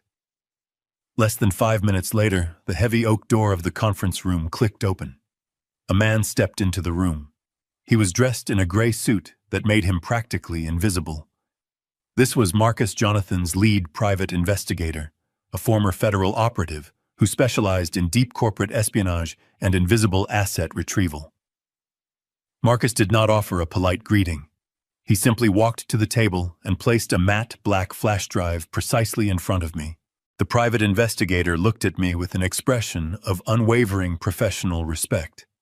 He explained that when Jonathan had first detected the massive unauthorized wire transfer to the escrow account, he had immediately dispatched a covert surveillance team to the Ritz-Carlton Hotel. They knew the ballroom was booked for a luxury event, but they needed to know exactly what was being discussed behind closed doors. Marcus detailed how one of his most experienced undercover operatives had successfully infiltrated the luxury catering staff. While serving champagne and passing expensive hors d'oeuvres, the operative had managed to slip a military-grade listening device under the heavy mahogany table in the primary VIP lounge adjacent to the main ballroom. That specific lounge had been strictly reserved for Bradley and the senior partners of the State Street venture capital firm. The encrypted flash drive contained the raw, completely unedited audio recording of their intensely private, premature pre-sale celebration. I slowly picked up the small black flash drive from the table. It felt incredibly unnaturally heavy in my trembling palm, like a piece of solid lead containing the final undeniable proof of my family's total annihilation. I thanked Jonathan and Marcus for their flawless execution and walked out of the law firm as the morning sun finally broke over the horizon. I drove the sedan back to my sprawling, painfully silent suburban estate. The massive stone house was completely empty, a vast, echoing monument to the life Sarah and I had built, now echoing with the hollow reality of my son's ultimate betrayal. I walked directly into my dark wood-paneled study and firmly closed the heavy double doors behind me. I did not bother to turn on the overhead lights. The only illumination came from the soft, pale sunlight filtering through the thick velvet curtains. I walked methodically over to the antique crystal decanter resting on the polished side table. My hands were surprisingly steady as I poured a generous measure of aged amber whiskey into a heavy glass tumbler. I stood there in the quiet shadows, staring at the liquid catching the dim light. I was deliberately bracing myself for the immense emotional impact of what I was about to do. This was the point of no return. Listening to the words on this encrypted drive would permanently and irreversibly sever the deep fundamental tie to my only son. It would strip away the very last shred of hope that Bradley had simply made a foolish, desperate mistake. It would confirm that the boy I had raised, the child I had protected and provided for his entire life, was a cold-blooded, calculating monster willing to discard me for a pile of cash. I took a slow, deeply burning sip of the expensive whiskey, letting the harsh heat ground me firmly in the brutal present moment. I walked over to my large executive desk and sat down in the heavy leather chair. I carefully plugged the black flash drive into the secure side port on my laptop. A complex decryption window immediately popped up on the screen, demanding the specific alphanumeric sequence Jonathan had provided me. I typed the complex code with deliberate, painfully precise keystrokes. The progress bar flashed green, and a single audio file appeared in the center of the dark monitor. The file was simply labeled with the date of the wedding and the location of the VIP lounge. I hovered the cursor over the play icon. A profound, suffocating silence filled the study. I could hear the faint, steady ticking of the grandfather clock in the hallway, marking the final seconds of my life as a trusting father. I took one last deep breath, mentally locking my heart inside a steel vault, and clicked the mouse. The audio track immediately began, with the chaotic, heavily muffled sounds of a crowded, high-end luxury venue. I could hear the faint, rhythmic thumping of the jazz band playing out in the main ballroom and the sharp, crystalline clinking of expensive glassware. Then the background noise was abruptly muted by the heavy thud of a thick wooden door closing, sealing the room in private acoustics. The digital audio cleared perfectly. There were several distinct voices in the room, men laughing and congratulating each other, in the arrogant, relaxed tone of predators who had successfully cornered their prey. I recognized the smooth, practiced voices of the State Street liquidators. They were loudly offering toasts, excitedly praising the aggressive timeline of the acquisition, and discussing the massive profit margins they expected to generate once they began carving up Mitchell Global Supply. Then Bradley spoke. His voice echoed through the high-fidelity speakers of my laptop, cutting through the dark silence of my study. He sounded incredibly relaxed, supremely confident, and absolutely overflowing with a sickening, victorious pride. He thanked the senior partners for their partnership and assured them that the final legal hurdles would be completely eliminated by Tuesday morning. A voice belonging to the lead venture capitalist cut in, asking a very specific, pointed question. The investor firmly wanted to know exactly how Bradley was managing my permanent transition out of the corporate structure. I gripped my whiskey glass so tightly I thought the crystal might shatter in my hand. I silently waited for my son to eagerly explain his fraudulent manufactured medical strategy. I waited for him to casually dismiss my life and my legacy. But what Bradley said next went far beyond a simple business lie. His response was so meticulously cruel, so deeply soaked in calculated malice, that it made the blood freeze entirely in my veins. Bradley let out a soft, dismissive chuckle. "You do not need to worry about the old man," he told the room of greedy investors, his tone dropping into a sinister, mocking whisper. "He is completely and utterly neutralized. I have been slowly adjusting his daily blood pressure medication for the past 3 months. Nothing immediately lethal, just enough to constantly cause severe disorientation, memory lapses, and chronic physical fatigue. The doctors think it is rapid onset dementia, but it is just chemical compliance. By the time I drop him off at the locked psychiatric ward on Tuesday, his mind will be so completely scrambled, he will not even remember his own name, let alone the access codes to the primary corporate accounts. The entire global empire is finally officially ours, gentlemen." The recording continued to play, the crisp audio capturing every horrifying nuance of my son's voice. He paused, letting the weight of his monstrous revelation settle over the room, before continuing his pitch with absolute chilling confidence. "Gentlemen, the company is 100% mine," Bradley declared, his tone practically vibrating with arrogance. "My father, Richard, has late-stage Alzheimer's. He is completely unhinged. Next Tuesday, I have a court order to commit him to a closed psychiatric ward. You can sign the buyout safely. The old man will be locked away in a padded room." The words slammed into the quiet atmosphere of my study like a physical blow. I stopped breathing. The glass of whiskey in my hand remained perfectly still as my mind struggled to fully process the sheer, unadulterated evil echoing from the laptop speakers. The horror of the betrayal had finally reached its absolute, terrifying peak. Bradley was not merely plotting to steal my life savings or execute a hostile takeover of Mitchell Global Supply.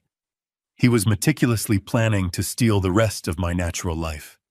He intended to strip away my fundamental human rights, erase my personal autonomy, and throw me into a mental asylum where I would be left to decay in total isolation.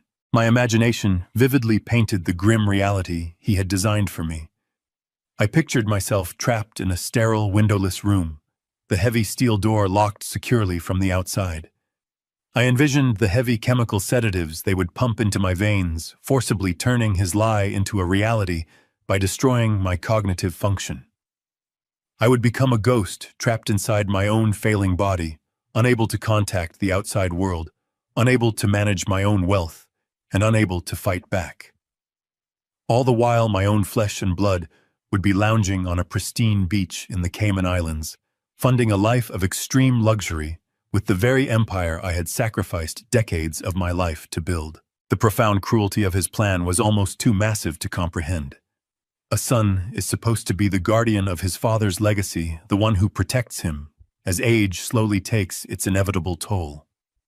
Instead, Bradley had viewed my aging as a convenient vulnerability, an opportunity to forcefully expedite my demise. He had weaponized my profound grief over losing Sarah, twisting my natural sorrow into a fabricated medical condition. The deep, agonizing sting of his betrayal tore through my chest, severing the very last emotional tie I held for him. The boy I had raised, the child I had proudly taught to ride a bicycle and supported through every single challenge in his life, simply no longer existed. In his place stood a ruthless, calculating stranger who was actively negotiating my permanent incarceration. On the recording, the venture capitalists did not react with shock or moral outrage. There were no gasps of horror or objections to his sinister methods.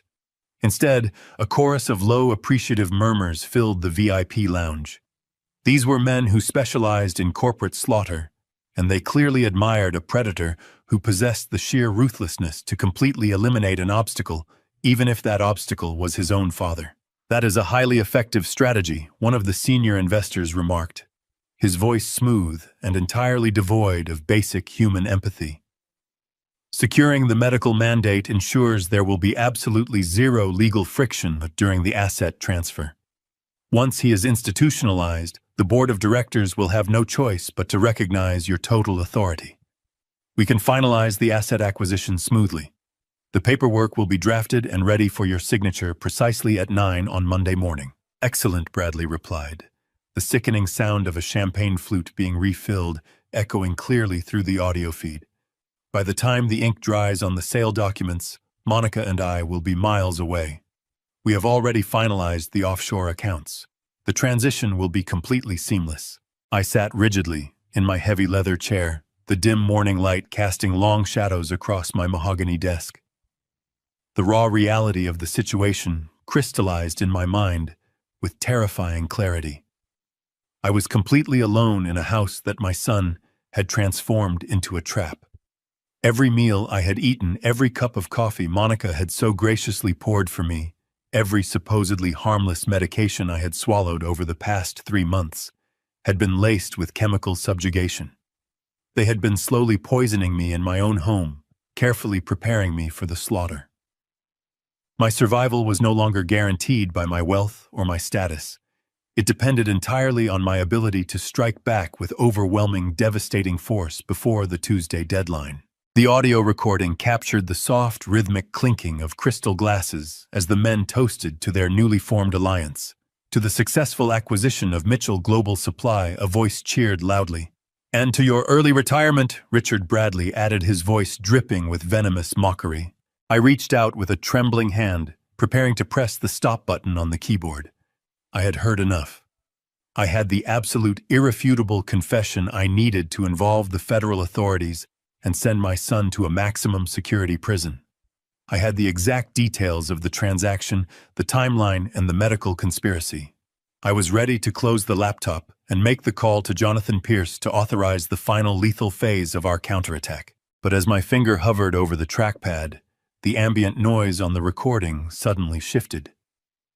The heavy, polished wooden door of the Ritz-Carlton 5-Four IP lounge creaked open instantly, silencing the jovial celebration of the investors. The sudden hush in the room was palpable, heavy with unexpected tension. "Bradley," a delicate, familiar voice called out, cutting sharply through the stale air of the lounge. The sound made the blood freeze solidly in my veins. It was a voice I recognized instantly. A voice that had always brought me immense joy and comfort. A voice that belonged to a young woman who was supposedly suffering from crippling social anxiety, a girl who I thought was having a quiet, rustic barbecue in the suburbs, while this extravagant corporate networking event raged on without her. I listened, completely paralyzed in my chair, as the distinct, heavy rustle of a massive silk wedding gown dragged across the hardwood floor of the VIP lounge. The soft, measured footsteps approached the center of the room. It was Harper. My innocent, beloved granddaughter had just walked directly into the private den of corporate wolves. Harper, Bradley said, his tone instantly shifting from ruthless corporate predator to a warm, welcoming patriarch. "What are you doing away from the main ballroom?" "The investors are just finalizing the last details. I wanted to make sure everything was proceeding exactly as we planned," Harper replied, her voice completely devoid of the sweet, anxious innocence she had always displayed in my presence. Her tone was sharp, cold, and dripping with an authoritative confidence that I had never heard before. I pressed the laptop speaker closer to my ear, my heart hammering violently against my ribs as the horrifying truth began to unfold. "The paperwork is ready for Monday," Bradley assured her smoothly. "The old man is completely sedated back at the estate. He missed the entire evening just as you predicted." "Excellent," Harper said, her voice echoing clearly through the hidden microphone.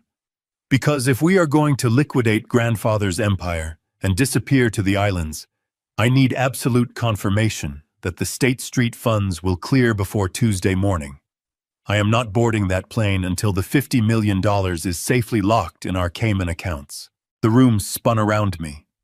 The glass of whiskey slipped from my numb fingers, shattering against the hardwood floor. The betrayal was not just Bradley and Monica. The poison ran through the entire bloodline. My precious granddaughter was the architect, or so I thought for one horrifying second. My overloaded mind had momentarily betrayed me. The cold voice demanding confirmation of the Cayman transfer was not Harper. It belonged to the venture capital partner. But the rustle of heavy silk was real. Erratic footsteps rushed into the center of the private lounge. The spacious room fell utterly silent. The clinking of expensive crystal glasses instantly stopped. The arrogant, triumphant laughter died instantly right in the throats of the corporate predators. A fragile, trembling voice pierced the toxic, cigar-scented atmosphere of the room. It was Harper. My actual innocent granddaughter.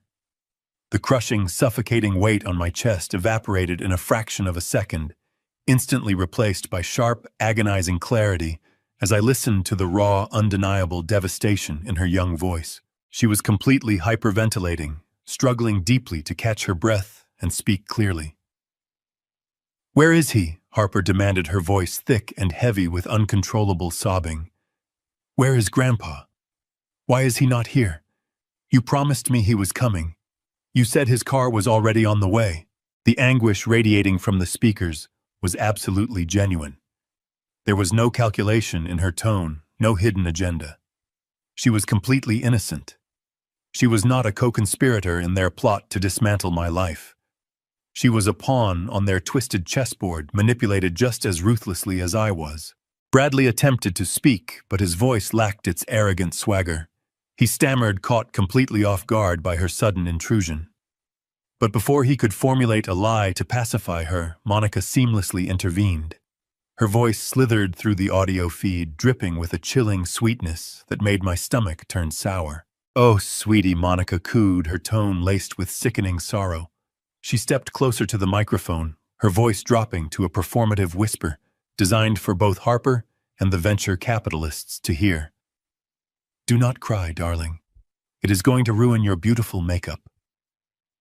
We did not want to tell you and ruin your special day, but there was an emergency at the house this morning."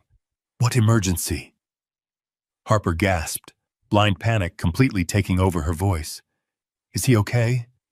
What happened to Grandpa?" Monica let out a perfectly practiced sigh of fake tragedy. "Grandpa had a medical episode this morning, sweetie," she lied, her voice smooth and steady. "He suffered a mini stroke after breakfast. The doctors came to the house. He is stable now, but it was very bad. He is disoriented, darling. He does not recognize anyone, not even your father. He cannot walk on his own." No, Harper wailed, the sharp sound of her utter heartbreak echoing painfully off the walls of my quiet study. "I need to see him. I need to leave right now." "You cannot leave," Bradley interjected, his tone suddenly firm and commanding, desperate to keep the profitable illusion perfectly intact. "He specifically asked us to keep you here. He told us he was far too ashamed of his physical condition. He could not bear the thought of his beautiful granddaughter, seeing him strapped helplessly into a medical wheelchair on her wedding day.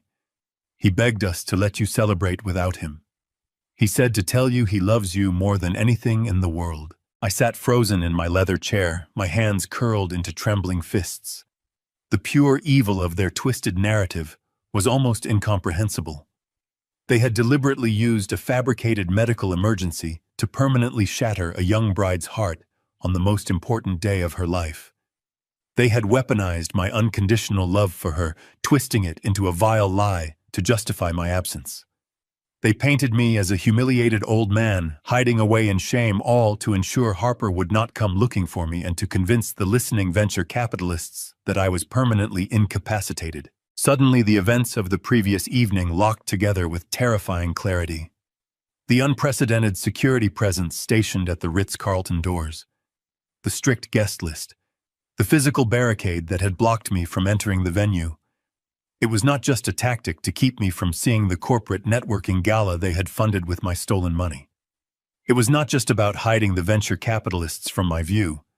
The entire security apparatus was specifically designed to keep Harper from seeing me. If I had walked through those brass doors in my tuxedo, standing tall and perfectly healthy, Monica's vicious lie would have disintegrated in an absolute instant. Harper would have immediately seen that I was not confined to a wheelchair. She would have seen that I had not suffered a stroke and that I recognized everyone. The entire fabricated narrative of my cognitive decline would have been completely obliterated in front of the exact investors Bradley was trying to court. They had to keep me out, and they had to keep her inside, isolated by their web of emotional manipulation. They were playing a high-stakes psychological game, utilizing my granddaughter's genuine grief as a prop to finalize the hostile takeover of Mitchell Global Supply. On the recording, Monica continued to comfort Harper, murmuring soothing lies, while gently guiding her out of the VIP lounge and back toward the main reception. The heavy wooden door clicked shut again, leaving Bradley alone with the silent investors. He immediately let out a long, exaggerated sigh of relief. "You see, gentlemen," Bradley said, his voice returning to its normal, arrogant pitch. "The family situation is tragic, but it is being handled. Now let us return to the precise terms of the liquidation." I did not need to hear another single word. I reached forward and firmly pressed the stop button on my keyboard. The encrypted audio file ceased, plunging my home office back into deep, absolute silence. I sat in the dim morning light, staring blankly at the dark monitor. The profound, suffocating sadness that had weighed down my soul for the past 6 months. The agonizing grief of losing my wife and watching my son drift away completely vanished. The sorrow was entirely gone. In its place, a pure glacial wrath settled permanently into my bones. It was a cold, mechanical determination that left no room for mercy, hesitation, or paternal forgiveness. Bradley and Monica were no longer family. They were a malignant infection that needed to be surgically excised from my life and my legacy. They had stolen my money, plotted to steal my freedom, and tortured my granddaughter for corporate gain. I reached across the mahogany desk and picked up my cell phone. My thumb scrolled rapidly through the contact list until I found her private number. The State Street venture capital firm was expecting to sign the final acquisition paperwork on Monday morning. Bradley was expecting to lock me in a psychiatric ward on Tuesday. But the entire architecture of their criminal conspiracy relied on Harper remaining completely in the dark. It relied on the false illusion of my silent, compliant decay. I pressed the green call button and raised the phone to my ear, listening to the steady ringing. It was time to tear their reality to the ground. Harper answered on the third ring. Her voice was small, choked with tears and exhaustion. She whispered a cautious hello, expecting tragic news about my condition. I kept my voice perfectly steady. I told her I needed to see her immediately in person, away from the manipulative influence of her parents. I instructed her to meet me at a quiet, obscure coffee shop on the northern edge of the city, a comfortable place we used to visit when she was a little girl. I explicitly emphasized that she must not tell Bradley or Monica where she was going under any circumstances. I could hear the deep confusion and the desperate, fragile hope warring in her brief silence before she finally agreed to my sudden request. I arrived early, choosing a secluded booth in the back corner. The Sunday crowd was sparse. I ordered a simple black coffee and sat with my back firmly against the brick wall, the manila folder resting squarely on the table in front of me. I wore a crisp navy suit and carried myself with the rigid, upright posture of a man completely in command of his physical and mental faculties. There was no medical wheelchair. There was no slack-jawed, vacant stare. There was only the resolute, unyielding founder of Mitchell Global Supply, waiting patiently for his beloved granddaughter. When the bell chimed, Harper walked in. She looked completely drained, her eyes red and puffy from crying over my fabricated demise. She anxiously scanned the room before finally locking onto me. I watched the profound physical shock ripple forcefully through her entire body. She froze completely still in the middle of the aisle. I stood up smoothly, offering a warm, reassuring smile, and opened my arms. She practically ran across the small cafe floor, collapsing against my chest and bursting into violent, uncontrollable, shaking sobs. She gripped my suit jacket desperately, burying her face deep into my shoulder as she wept. She kept repeating how sorry she was, how terrified she had been, and how she truly thought I was lost forever. I held her tightly, letting her cry until the initial wave of overwhelming emotion began to slowly subside. I gently guided her into the booth and sat directly across from her. She stared at me, her tear-filled eyes wide with absolute stunning bewilderment. She took in my steady, strong hands and sharp demeanor. She whispered that my doctors said I had suffered a massive stroke, that I could not walk or even recognize my own family. I reached across the table and held her trembling hands securely. I told her softly that the doctors had said absolutely no such thing. I told her I was perfectly healthy and that every single word her parents had told her was a calculated, vicious lie. Harper shook her head, utterly unable to comprehend the sheer magnitude of the deception. "Why would they lie about something so horribly cruel?" she asked, her voice cracking with desperate, agonizing confusion. "Why would they intentionally keep you away from my wedding?" I did not offer gentle, comforting words to artificially soften the devastating blow. She was a grown woman, and she needed to clearly see the stark, brutal reality of the people who had raised her. I opened the thick manila folder and slid the first heavy document across the wooden table. I showed her the offshore routing numbers, the massive wire transfer of my entire life savings, and the specific registration of the Cayman Islands shell company operating under her mother's maiden name. I watched her eyes dart rapidly across the pages as I explained how Bradley had manufactured a fake federal audit to terrorize me into blindly handing over my liquid assets. I carefully explained how they had stolen the money she falsely thought was funding her new business venture. Then I pulled out my silver laptop and placed it between us. I told her about the military-grade listening device Jonathan's covert operative had silently planted in the Ritz-Carlton Furfoint P lounge. I warned her that what she was about to hear would be the most painful thing she would ever experience, but that it was the absolute, undeniable truth. I pressed play. Harper sat rigidly in the booth as the crisp audio filled the small space between us. She heard the clinking crystal glasses. She heard the arrogant, mocking laughter of the venture capitalists. And then she heard her own father's voice boasting about his absolute dominion over the company. She listened as Bradley casually dismissed my entire life, detailing his systematic evil plan to chemically drug me with altered blood pressure medication and lock me away in a closed psychiatric ward by Tuesday morning. She heard him proudly promise the investors a seamless $50 million buyout while I rotted away in a padded room. The blood completely drained from Harper's beautiful face, leaving her pale and visibly trembling. But the digital tape was not over. She listened as her own innocent voice intruded on the recording, desperately asking for me. And then she heard her mother's sickening, sweet voice spinning the vile lie about my stroke, painting a tragic, pathetic picture of a broken old man too ashamed to be seen.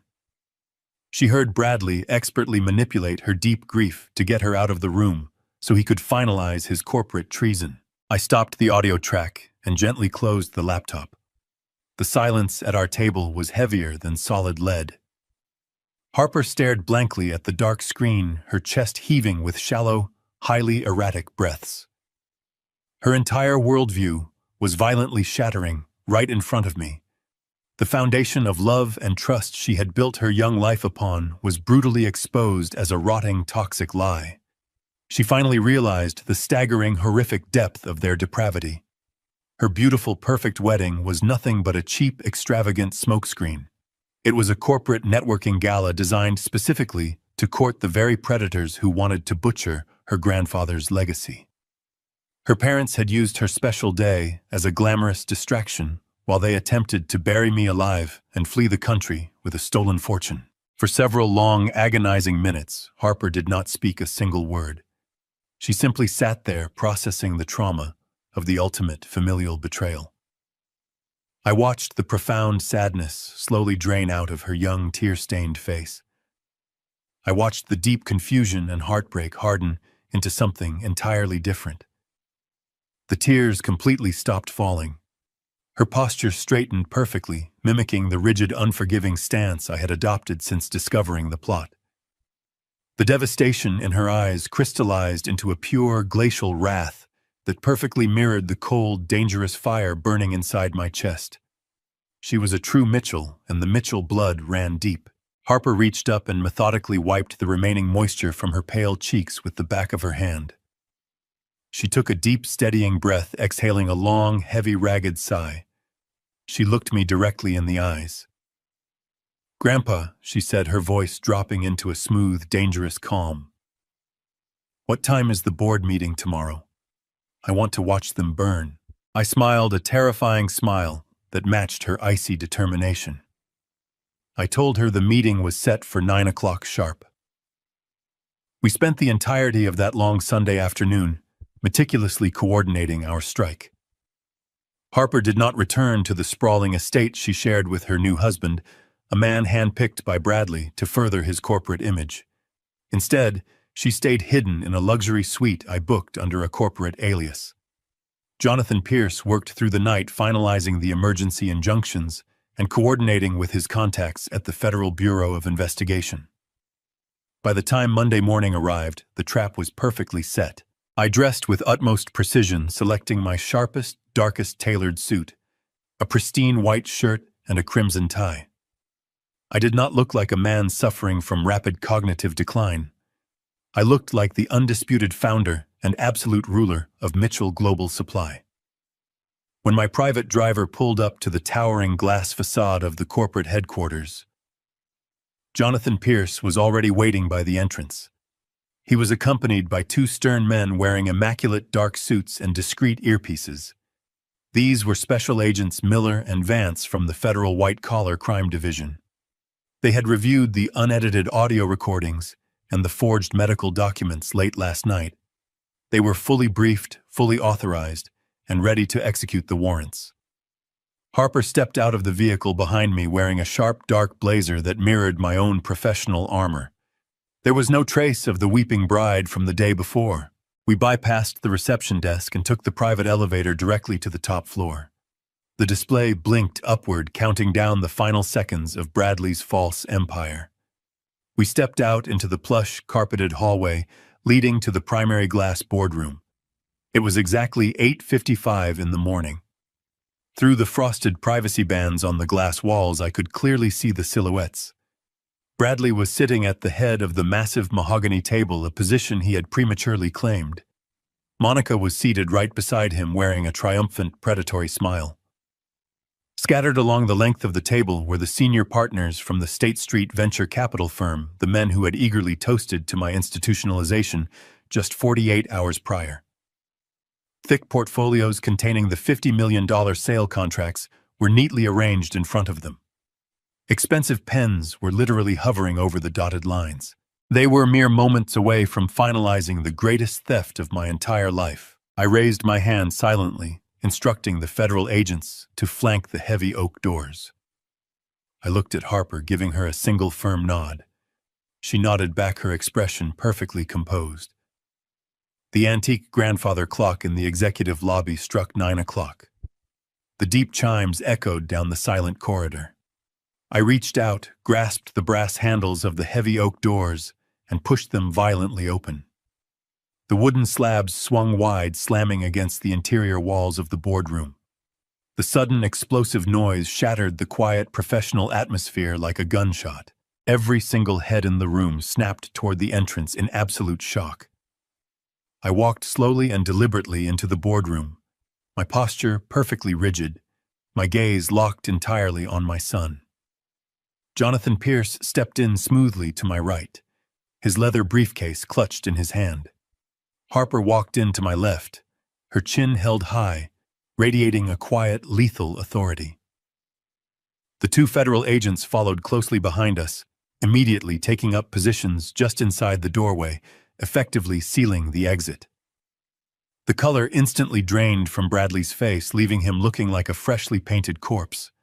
His mouth opened and closed several times, desperately struggling to form basic words as his brain violently rejected the reality standing right in front of him.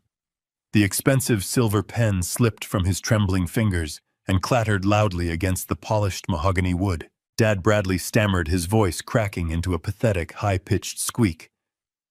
"What are you doing here? You are supposed to be resting." The sheer audacity of his lie, spoken even as his world was visibly crumbling, fueled the righteous anger burning deep inside my chest. Monica was completely frozen, her eyes darting frantically between me, the federal agents, and her own daughter. She looked completely terrified. The venture capitalists sat rigidly in their plush chairs, quickly realizing that the incredibly lucrative, seamless acquisition they had been promised was completely imploding before their very eyes. I did not offer a polite greeting. I did not raise my voice or resort to dramatic yelling. I maintained a smooth, icy composure that was far more terrifying than any loud outburst. I walked directly to the head of the table, stopping just inches from where Bradley was sitting. I pulled a thick, heavily stamped file from inside my tailored jacket.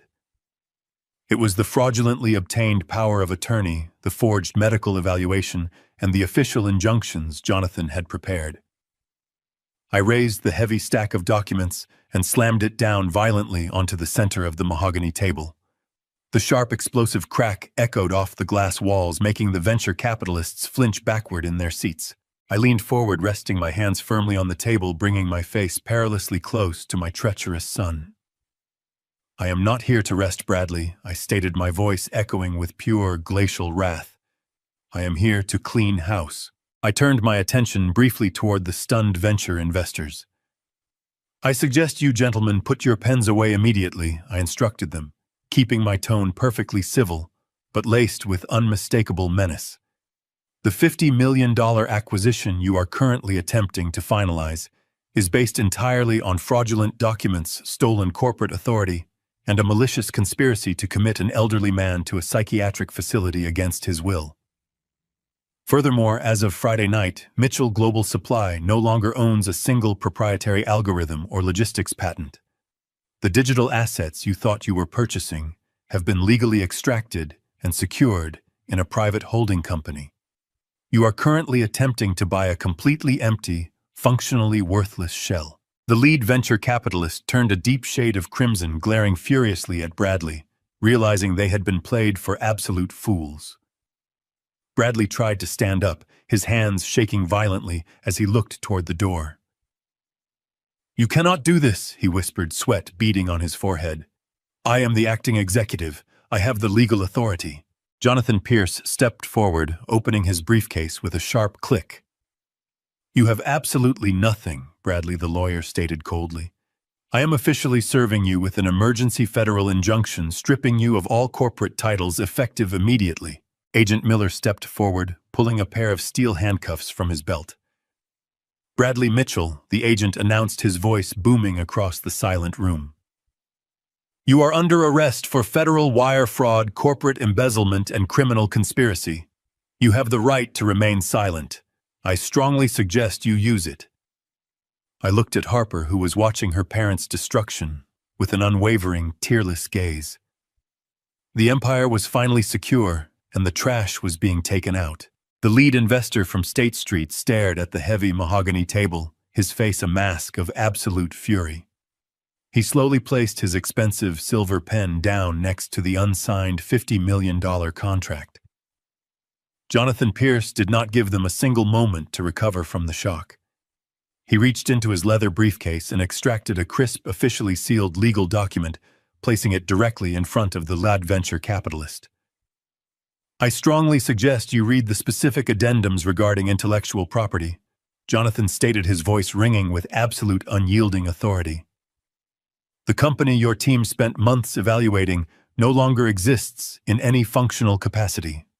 The Mitchell Global Supply infrastructure is now entirely devoid of its proprietary routing algorithms, its custom supply chain management software, and its massive portfolio of international logistics patents. Every single piece of essential technology required to operate the shipping fleet was legally severed from the primary corporate body on Friday evening.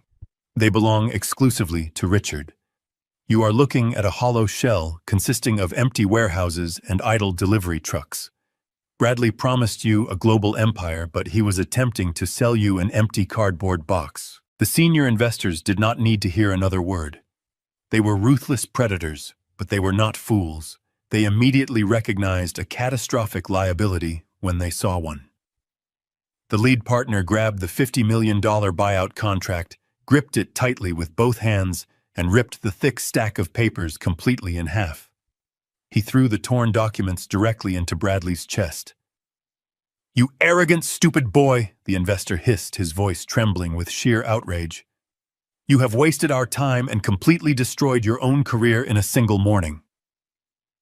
The men stood up in perfect unison, grabbing their briefcases, and stormed out of the glass boardroom without a single backward glance, leaving the shattered remains of Bradley's corporate dreams scattered across the floor.